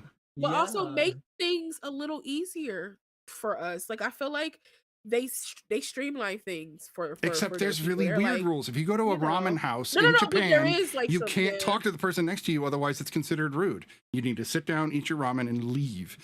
But I like to talk. Lala likes to talk, so it's kind of difficult, And the slurping, there's some slurping. You can just text each other. It's always ways around stuff. That's true. That's true. But no, the vending machines, I know that's ridiculous. I know that sounds really American of me, but the vending machines alone would draw me to Japan. But the 7-Elevens in Japan, I want to go to a 7-Eleven in Japan so bad. I want them to open a 7-Eleven in America that's the Japanese style. Like, just open it up here. I will go every other day. I will buy my ramen. Anyway, I digress. I do like the culture. So we're going to move on to The Hidden Fortress. This film was the last of the 3 that Kurosawa made. This one came out in 1958. And this is not quite as long as Seven Samurai. This one's 2 hours 6, so a reasonable length, if you will. And it is about 2 peasants who end up stumbling upon some gold, and they start to realize that this is right. If you want to get right down to it, they just stumble onto some gold that ends up becoming gold. They realize is this like ancient, mythical, not mythical, but in a sense mythical gold that's been sought after by everybody, even there's a general looking for it even during the film. And they end up finding it and then finding the man who knows where all of it is. So that's the basic plot. Obi-Wan, yeah. Right? Obi-Wan, Yeah, exactly. for sure. It's weird that the peasants are C-3PO and R2-D2. C-3PO, I feel, is accurate. R2, we never get to hear him. So if he's the other one, that makes me want to rewatch Star Wars and go, oh, God, these guys are But if you think about it, though, trash, they if you will. argued a lot, though. They did. C-3PO and R2-D2 argued a lot. And if anything, these two argued from the moment we saw them until the end of the film. Well, I mean, it even starts with them in a desert arguing. Yeah. They split ways. Arguing. They find And then themselves they back find their way back together because right. they're both kidnapped by the then- same group of people. And then they continually get themselves into some mischief that other people have to get them out of. This was like, Lucas was like, but robots, cool. He wrote that down real quick. It's like, all right. But there are moments where he literally took the shot. Like, he's like, all right, Oh, yeah. Kurosawa did this. Do exactly that. Yes, exactly that. Like the princess Just- with the two guys at just the add- end. Like, that's But just add 2 moons. Just add 2 moons. That's all. right. Move a Sure little Sure, more. you don't want us to you know. just you want no the same? Okay, cool. No, Right. Same- No, same even the thing. wipes. Like, he did wipes exactly like Kurosawa Yeah. did. Like, throughout the whole Yeah. film, The Hidden Fortress has these wipes, Yes. and Lucas did that in all the Star Wars movies. He's like, I'll do Um, different though. I'll do circles too. Like, right. We'll do this No, Right. like for real, he was like, We'll do we'll modern change up the wipes, shape. right? Modern We'll change up the wipes. shape. You know what I mean? Little Right. squares, little triangles. We'll see kind of shapes. So Oh, let's get a. George. Well, I guess I can do my initial impression. So Yes, please. I was watching this with that in mind because I've heard my entire life, oh, Lucas just ripped off Hidden Fortress.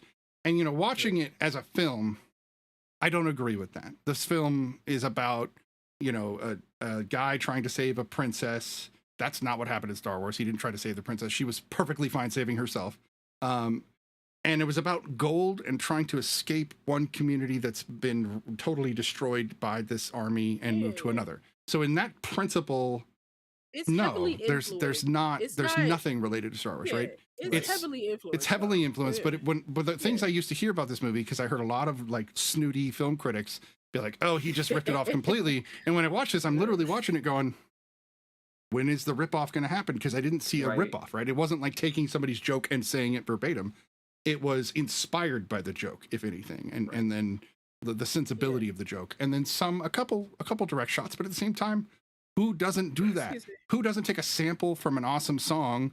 I mean, when we hear Destiny's Child, I know it's an old reference, but Destiny's Child takes Fleetwood Mac, or not Fleetwood Mac, but Stevie Nicks, and just Nicks? uses Stevie Nicks's cut, and everybody's like, Yeah. "Oh, this is amazing," and I'm like, "Yeah, but it wouldn't be there without Nicks, right?" Yeah, that's my joint. That's my So, but it's still brilliant in its own sense. So I would say Star Right. Wars is the Destiny's Child to Kurosawa's Stevie Nicks, like, Ah, right? please, okay. In a okay, sense, if- right? So like, I Tweet need to, that.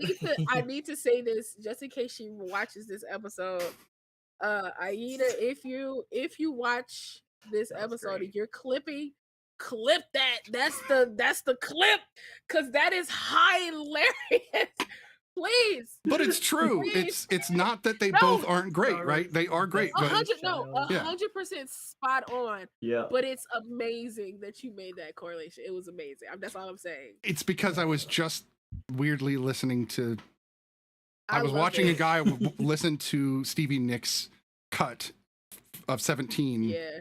And then for whatever reason, like 2 days later in my car, Destiny's Child comes on, and I was like, yeah. the both are in my head in the last 2 weeks. Listen, So that's because the there it is. universe was setting you up for this moment. apparently, And you paid it off. Dividends, okay? Dividends. I like it. Thank you. You're making me feel good about that. That's good. So good. So Gosh.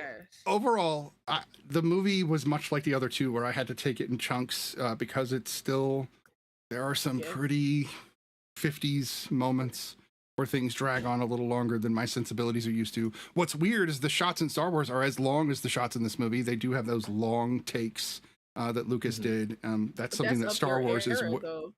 Well, yeah, it right? is, but even Empire Strikes Back has way faster cuts than Star Wars. If you compare the two, but that's a completely different director, so it's hard to say. Well, that makes sense. Yeah. It's also why it's better.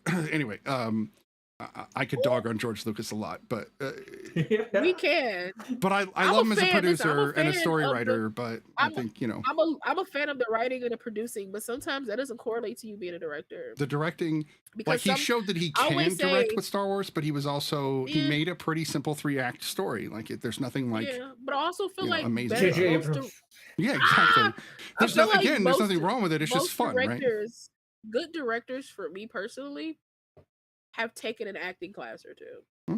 That's just me, because that way you can speak to the actor in the way that they understand, and you can help them see your vision clearer. Because if you're a director, you have a vision. That's beautiful. Love your vision. But if you can't talk it and get it across to me, the vision ain't coming. It ain't gonna come out the way you want it to come out. And people love ragging on the actor and be like, "Oh my god, they were trash." Okay, I'm being directed. And if he can't direct me in a way that I can understand, that's why I feel like every director should take a couple of acting classes just to see what that is, maybe perform some stuff, just so you can be in the mind frame of an actor and you can better direct them. But that's just my thoughts. But continue. No. So that was me. Why don't we start with Tyler then? What did you think of Hidden Fortress?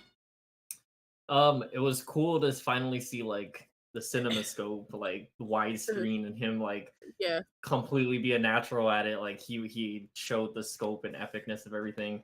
Yeah, I couldn't help but think of like Star Wars the entire time. I did like this is just me now. There's this one scene where they're going up and down the rocks, and I know people will be like, this is long, going on forever. But for me, I was like, it could go on for another 10 minutes because I'm just that way. Like the scene it's one of those where it's funny and then it's not funny because it's long. And then it starts to get a little funny again after a while.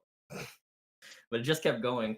I do want to say there was one shot that I don't know if you guys caught, but I thought it was a Last Jedi reference. Last Jedi took that exact shot. It's when the main character, he's going through his like hidden tunnel, and then he goes to like the end of the tunnel, and it's just his silhouette. And then like that shot is in The Last Jedi where Luke is like at the end of a tunnel and he puts his hand on the wall. I was like, I knew it. You guys ain't sly. Cool. You guys aren't sly. I don't think they're trying to be sly. I think that this movie, even with some of the moments when they're coming down those stairs fighting, just tons of different, soldiers going after, or the peasants, I'm sorry, that were trying to revolt and go after the soldiers. That was, again, another scene that I'm just like, holy shit, this is so big. Like, how are they getting this many people? I kept watching the people go downstairs. I'm like, that guy didn't fall. I'm surprised that guy didn't fall. No, or the people they had laying out after, like laying upside down. Like when you had people like laying out, and you just saw people like high jumping over them, like because they knew people were there. But it was just like an amazing type of like shot to film. No, this is pre-insurance, so I would assume that that's why we're. Standards and practices are probably out the window. And I wouldn't even know how to like choreograph something like that with that many people doing, like, it was just, those stairs had to be foam, because if you fail, baby, then it's gonna have to be foam. They were not foam, I'll tell you. Oh, I know. I didn't want to look into it too much, but I heard that Kurosawa is very like Kubrick, where he's kind of an intense director. So like I can't even imagine, like, especially on Seven Samurai, for how long it is, but this movie, I can't even imagine, like, did he roll that up? How many times did they do this scene? Like, he was like, yeah, I want 100 people. Like, it can't be like 30 people. It has to be 100. Yeah, I don't want the tight shot. I want that wide shot with 100 freaking dudes. I miss stuff like that in film. I miss like the realness of it, because people rely so heavily on CGI. It's because it's kind of like the original Charlie and the Chocolate Factory, and they had I don't know, politically correct, like small people. I don't know. Little people. I don't know to call them. Little people. They had like multiple little people, but then in the new one, they just CGI'd one dude. It was Deep Roy. It was everyone. No, that was great, but they CGI'd one dude, and I was just like, this takes me out of the whimsy that is. Well, and how many actors got cut? How many actors could have got money? Right? That's what I'm saying. How many actors got cut from a film where they could have used? They saved money. 300 or 400 little people that are actors that do act. But it makes like a different, like, even like this movie, like the sets, like, this is why Wakanda Forever is so cool, because like they did, it feels different because they actually went to these locations. Same with like Star Wars, like I think the Andor show, they did a lot of like on set shooting. Like they actually go to Tunisia and film in the sand, right? and Yeah. it feels like completely different. It Because my feels thing is, if you're gonna like- if you're gonna have the budget for it, make it like give us something. Like Right. don't Fly over be there. like we got the you know what I mean. If you got the budget for it, go over there, fly over there, do the thing. Don't be in a studio and be like, we gonna CGI this whole background, put some sand on the floor, so the sand real, but the rest of it ain't. Like I don't need all of that. It's like Disney, all these companies make too much money to not just go to the real place, or at least somewhere adjacent as close to what it looks like to Mhm. film these things. It's just too much. I agree. Just do the thing. What about Hidden Fortress? What do you think of Hidden Fortress, Law? This might have been the one that I paid the most attention to. Because I was all sleeped out by the time I played this one. So Hidden Fortress was I saw the Star Wars links, especially in the princess. She was very like headstrong. She was very much like, She lost but all I'm of a her people. princess.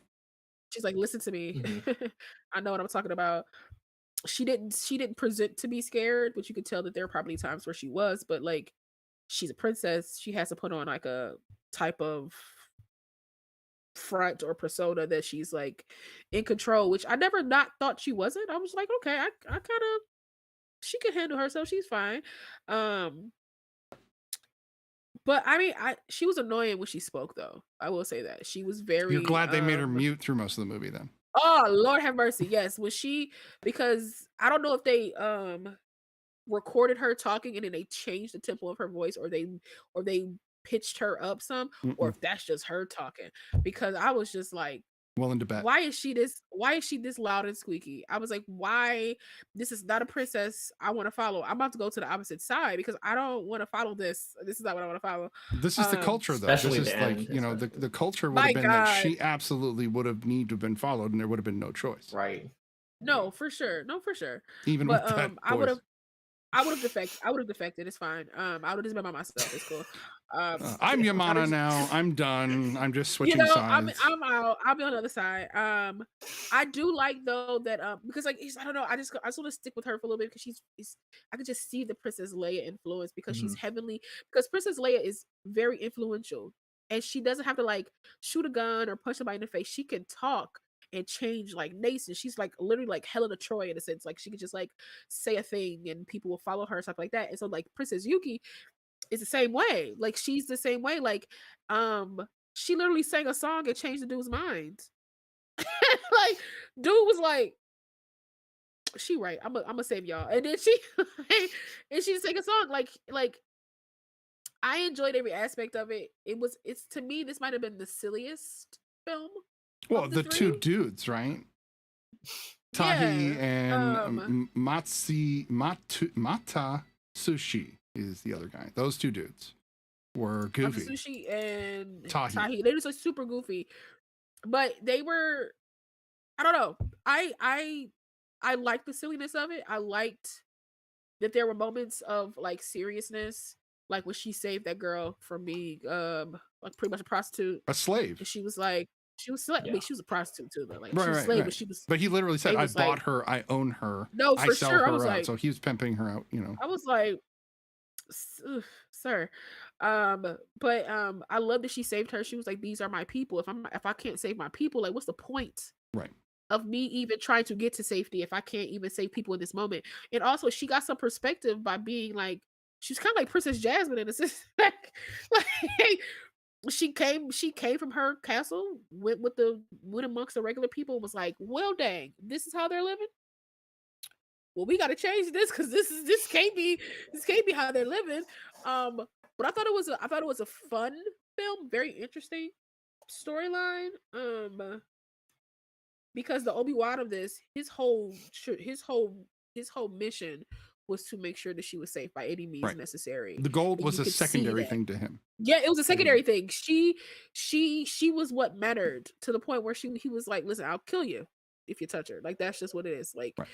And he did all he could do to protect her. And she was a little headstrong to the point where I was just like, somebody pull a Shrek and just pick her up so we can go because like I don't know. I think Tahi and Matu Shichi were the big problem in this film. No. those no. dudes Don't get me were a wrong. serious problem. They were the biggest problem. Half of the drama would have happened if they didn't stop trying to keep disappearing with the gold and do these and then be scared when something happens. They're like, boss, help. And it was like, if you would have just stayed here and listened to me, we wouldn't have these problems. Like when he went to go scout ahead and he was like, stay here. And they thought that she was actually deaf and mute. And they were just like, stay here. We're just going to take. And she just started following them. Like, we want my gold. Right. They were like, sit. It was like, just sit. They just kept. And so like at the end where she's like, you don't remember me? You don't remember me? You girl? Deaf? It was very Princess Leia coming out, at the end. They were like, damn, she was a princess the entire hey, she was a princess the entire time. So like you could see the influences that George Lucas saw, like you could see like the thievery, essentially. But like it wasn't like he took the whole thing, but he did take character-wise, he stole. Let's just call it spade. And shots-wise. Character design, he was like yoink. He just pulled them out. Yoink, the throne yoink, ceremony yoink. room at the end. Absolutely, 100%. You know what I mean? Like all of that, the same thing. Like he was just like yoink, yoink, yoink. He just made his a little bit more fun because this one was a little heavier. Because she was just like, it was a very intense scene. She was like, you don't remember me? I don't look familiar. I'm like, she got some little curls in her hair. Y'all should know who she is. Like she was pretty and clean the entire film. Like sis was never dirty. You should know who she is. But I enjoyed the film. I thought it was like, again, I liked that it was funnier than the rest of them, so I was able to kind of like sit in it a little bit better. But also, it was very much like a buddy film. It was like a buddy travel film. And to me, you can't do those wrong unless you can. And if you do, that's kind of messed up. Buddy films are kind of like an easy kind of like, you just gotta make me like these people. And if you can't make me like these people, dang, that's shady. That's messed up on you. But like, I like these people. Did you really like Tahi and Mata? Yes, because without them, there's no movie. Like, did you like them? I agree that without them, there's no movie. But did you like them because they kept? I don't shady. like when people bring unnecessary drama and trouble into people's lives, especially when it's a war and it's a heavy war and they were killing their own people because they was just like, well, you was over there too long, so shot dang, you dead. But you must have turned. You were with them for 15 minutes, so you must have turned. Like, literally, like that's what it was. Like there was no like loyalty for the most part. And I do like that they kept recruiting people mistakenly. That part always made me laugh because like he like I'm just gonna call him Obi-Wan because I can't say his actual name. So Obi-Wan, like he like Makabe, stopped these two, by the way. He stopped these two soldiers and then made them carry stuff. I was just like, he's amazing. Like he just pretty much got everybody his employ. And I love how things just fell in line for them. Even if it got messed up, it fell in line. Like the guy taking the horse and them adding a girl kind of like shrouded them, kind of like made them for invisible. a minute, yeah. For a minute, you know what I mean? Like, so I was just like, oh, okay, well that works. I was like, but that's nice that you. But part of me was like, you couldn't take one horse to pull the. Yeah, put the horse on the cart, right? Yeah, like you just couldn't. But now, I was like, that's cool. That's no problem. Talking about horses, we're talking about still the late 50s here, and we're talking about some pretty big cameras. These are not little cameras in this era. Yeah. And yet he was doing long lenses with these wide shots and still keeping, these horses when because Makabe is up there like this on a horse with both hands, riding with just his legs holding the saddle, just killing the shit out of fools. That was a great scene. I loved that. That was a great scene. That was such a great scene to watch. I was just like, yeah. But then the scene after that, when he battles his nemesis or his old friend, I got a little bored. I was, man, this is not a great spear fight scene. I thought it was okay. It just went too long because it was just like you had it in an arena setting. It was very like gladiatorial. Like it was very like gladiator centered. To me, I like that. But then the moment they was like behind fabric and was slicing through fabric, I was like, that threw me off a little bit. I was somebody like, die. I was like, I was expecting somebody to stab through and really get the other one. Yeah, and I was just like, I need somebody to die in this moment. But dude knew when he was done. Like, dude was like, I lost. He didn't want to die. He was just like, no, he did want to die. That's the thing that pissed him off. Is that Makabe did not take him. He was like, that's right. Come chop my head off. because that's the No, and honorable and thing then to he do, just, and then and he just refused smiled. to do He was it. just like, I'll see you he ran again. away on the horse. I'll see you next time. But again, things worked out in their favor. If he would have never did that, shamed this man for his like head officer dude, his boss, to slice him in the face, he would have never changed sides. Nor would he have looked like Darth Vader without the helmet. Sorry. Yeah. Ooh, sir. Ooh. Shots fired. George is like, look, it's okay, right? It's just come look at Skywalker Ranch with me. Come on over. Oh. Honestly, if George Lucas don't have every Akira Kurosawa poster in his home somewhere, or every movie, like if he don't have every paraphernalia from this man, because this man literally helped you build your career. No offense, George Lucas. I know he was doing stuff. But like, I know he was doing stuff, but you were heavily influenced by this man. But Tyler mentioned You know what I mean? J.J. Abrams. We wouldn't have J.J. Abrams if it weren't for Steven Spielberg. And J.J. Abrams makes movies a lot like Spielberg does. And we wouldn't have Spielberg if it weren't for Kurosawa, and so on. Listen, so like, there's you wouldn't have me if it wasn't for a lot of actors and directors and stuff like that. I understand that you're influenced by him, but also you need to pay homage to these people as well. He does. He admits it. That's the thing. A lot of people give Lucas a lot of crap, but he'll admit it. Yeah. Oh, he will. But I'm just saying though, he better have everything this man ever created, and that little ranch. He need to have a side right next to like all the Skywalker stuff to be like. I think it's a Walt Disney a tribute situation. to I him. think Kurosawa might still actually be around, and he's actually living at Skywalker Ranch. So there's actually a picture of Francis Ford Coppola, George Lucas, and Akira Kurosawa together, because after this got big, because Kurosawa didn't die until the 90s, I think. So he was around for quite a while. Yeah. I'm actually going to double check that real quick. I actually looked at that. 98. What was it? It's either 98. It's either Seven Samurai or The Hidden Fortress, but I think it's Seven Samurai. Every actor that's starring in that film that they list has passed away. Oh yeah. And only two of them. Thinking about that. And only two of them made it to the 2000s. One made it to, I think it was like one lady made it to 2014, and then the guy made it to 2017. I just watched all the monster movies during the Halloween season, and I watched all the Universal monster movies. And of course, looking at those, I'm like, man, everybody's dead. Like everybody's dead in those movies. What I think is the hardest for me is when I'm watching movies that aren't that old, and I see an animal, and I'm like, oh, that dog is dead. I always feel really bad for the dogs that are even from 2005. Those dogs are dead at this point. The actual Hachiko from Hachiko is actually dead. Milo and Otis were dead a long time ago. Like they've been dead a while. Well, one of them died tragically anyway, but that's not getting into that. And stuff like that. Yeah. Because what's that? The original Free Willy, Kiko. I think Kiko. Yeah. So Keiko was actually here in Oregon at our aquarium for the longest time. I actually got to go see him. But she had a baby. She had a baby though.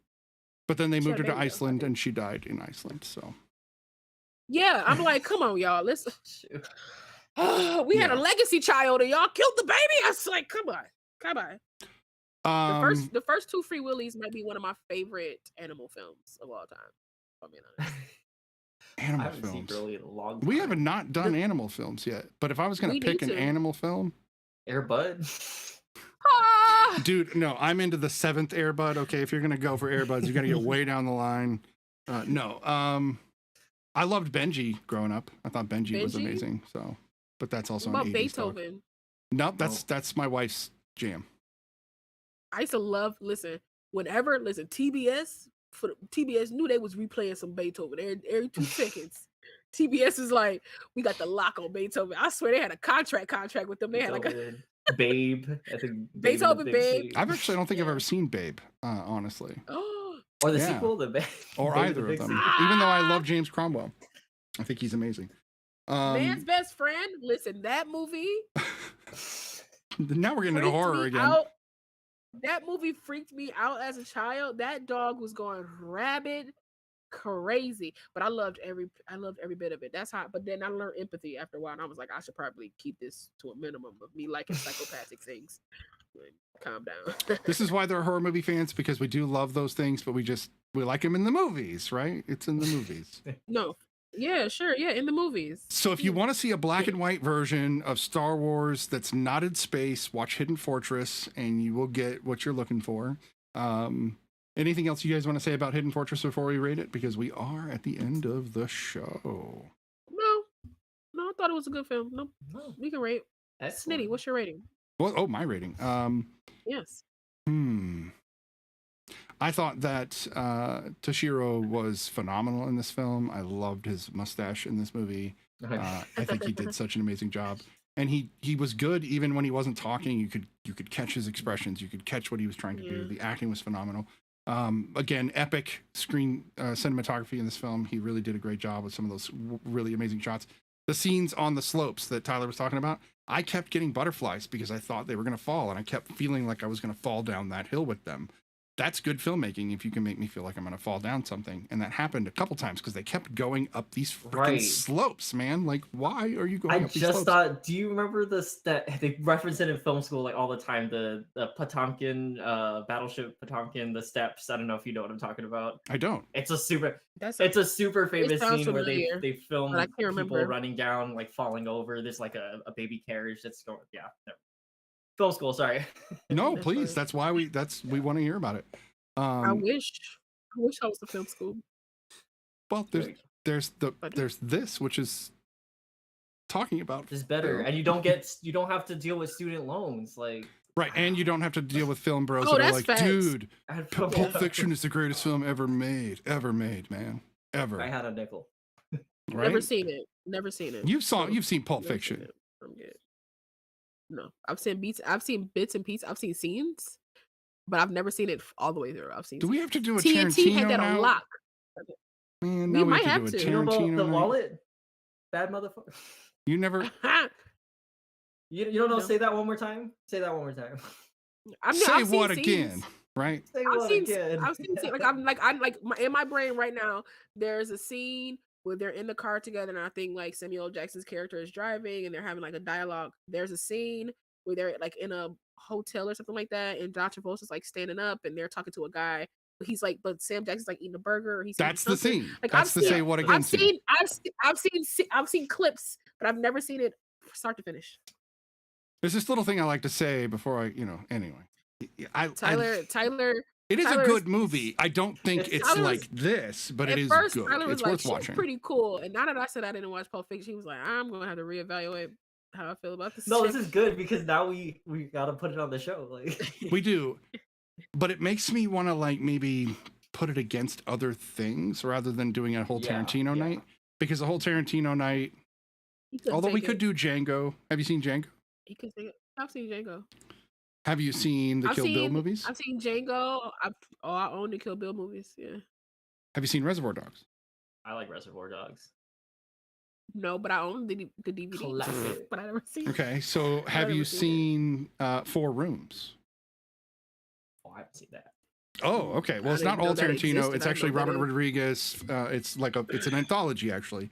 And since we've been doing anthologies, maybe we should love hit that one Robert as well. Rodriguez.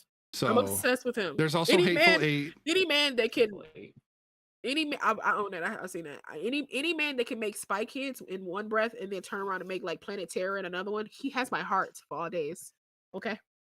He also did Alita Battle Angel. I don't know if you guys have seen that, but oh yeah, I haven't seen it. Yeah, I've seen that. Okay, so Pulp Fiction will make the list somehow. We'll get it on there because you do need to watch it. It is a well-made movie. Tarantino is a good filmmaker, whether or not he's that in a bag of chips, but is the best question. I like Tarantino. I'm not mad at it. The only thing I don't like is when he tried to be an actor, and I'm just like, Lord have mercy. Yeah, no, he can't. Because it's always the same thing. Like because he was in J.J. Abrams' Alias. Oh, I don't doubt that. Yeah. He was supposed to play like this. Did you ever see From Dusk Till Dawn? Like this menacing. Oh, I haven't seen that one. But he was supposed to play this. He was supposed to play like this menacing guy, and I was just like, "So we go get him no direction? Okay, that's cool. We just gonna let him do whatever he want. Okay, I'll be in this with you guys, I guess, because he's not a good actor. He's like, look, like I'm gonna tell you, right? This is acting. This is acting, okay? Like that's so accurate. That's not even funny. That's so accurate. Listen, I'm gonna get a clip. Actually Alias is on Disney Plus, I believe, but I'm gonna get a clip. I'm just gonna show you guys a clip. I'm gonna put it in the Discord. I'm gonna show you guys a clip, and then you're gonna be like, oh, they had to deal with this for a few episodes. Oh, okay. That sucks. Okay. So we've got Law's rating. Wait, or do we get Tyler's? No. We got my we got rating. Tyler. Yeah. First, Tyler. Tyler. I'm gonna give this a 4. Tress. No. Wow. Once again, this is Cut him Tyler's off. last That's time over. on Real Study. No, that was two great Kurosawa puns during the ratings. I give it a 7 samurai and a 4 Tress. I like it. Wow. I give it I a like E. No, there's nothing for that one. I'm gonna give this one. I'm gonna give it an 8 because I don't know. I had a lot of fun. I don't know if I quite like. Maybe it's because I started with the other two that like I was more in. Like 7 Samurai is very serious. Ikiru is very serious, and then this one is like I don't know if I was just not ready for it. Like I didn't absorb it the same way I should. But yeah, like an 8 out of 10. I think it was still good. Really excellent. All right. And La, your rating. I'm sorry. I'm slowly. My nose just stopped. Let me breathe through my nose. No, it's okay. I give the Hidden Fortress. I give this a 9 actually. I enjoyed the levity. It has something to do with the fact that it's like George Lucas is a thief. No, it's like no, it has something to do with that. But because I didn't know about this until after, I didn't know about the correlation until after I watched the film, so I was able to enjoy it. And then I was like, oh yeah. They stupid, just like so. Just like those 2 droids. Just like the 2 droids, even though I love them, but they stupid. But it is ironic because I just started playing Lego Star Wars, so that was it. Just all worked out, I guess. But I gave it a 9 because I feel like 1, it was funny. 2, it had a strong female lead, even though her voice is annoying, but it's had a strong female lead, and for me, it's a play by numbers type of film where like you can really study this and create and have like an idea of how to create a film. It's like a very teachable film, right? You could show this in like film class or something like that to be like shot for shot, scene for scene. This is how you. This Weird is how you do that they do that. characters. They do use They this. should. Yeah. It's Kurosawa's been used in film school, I think, for a minute. Probably from the dawn of time, I'm Right. sure. But like my thing is like, because it's like you have 2 annoying characters, but they work. You have a very stoic character. You have a one female character, one lone female character, per usual. I'm happy There's that a changed over tall, time. like bear-looking character that doesn't speak English. Doesn't speak I'm English, sorry, but wrong film. Sorry, No, my sorry, bonkers. that was a different Different film. movie. Oh yeah. Like different film. But I love that you have all these elements that if I really step back, I could create a movie based on this movie. And it doesn't have to even like be this movie, but I could take what he's done with character development and add it to my own thoughts. And I think that's beautiful. So I give this a 9. I like that. I like it. All right. Well, this has been week 8 of season 2 of The Real Study, and we have hit some classics. Next week, we're going to do some Denis Villeneuve films, so we'll get back to modern times, if you will, and much more stylistic in some ways. Yes. And if you guys want to continue this conversation, if you have some stuff about Akira Kurosawa that we didn't say, maybe some your own thoughts and ideas, please join our Discord so we can continue this conversation and have a good time. And you guys can talk to us separately together. You can add your own little tidbits or snidbits, or your snippets, whatever you would like. Yeah. So yeah. It should be in the link in our description. So absolutely. Thank you so much, guys. Have a great week. Bye.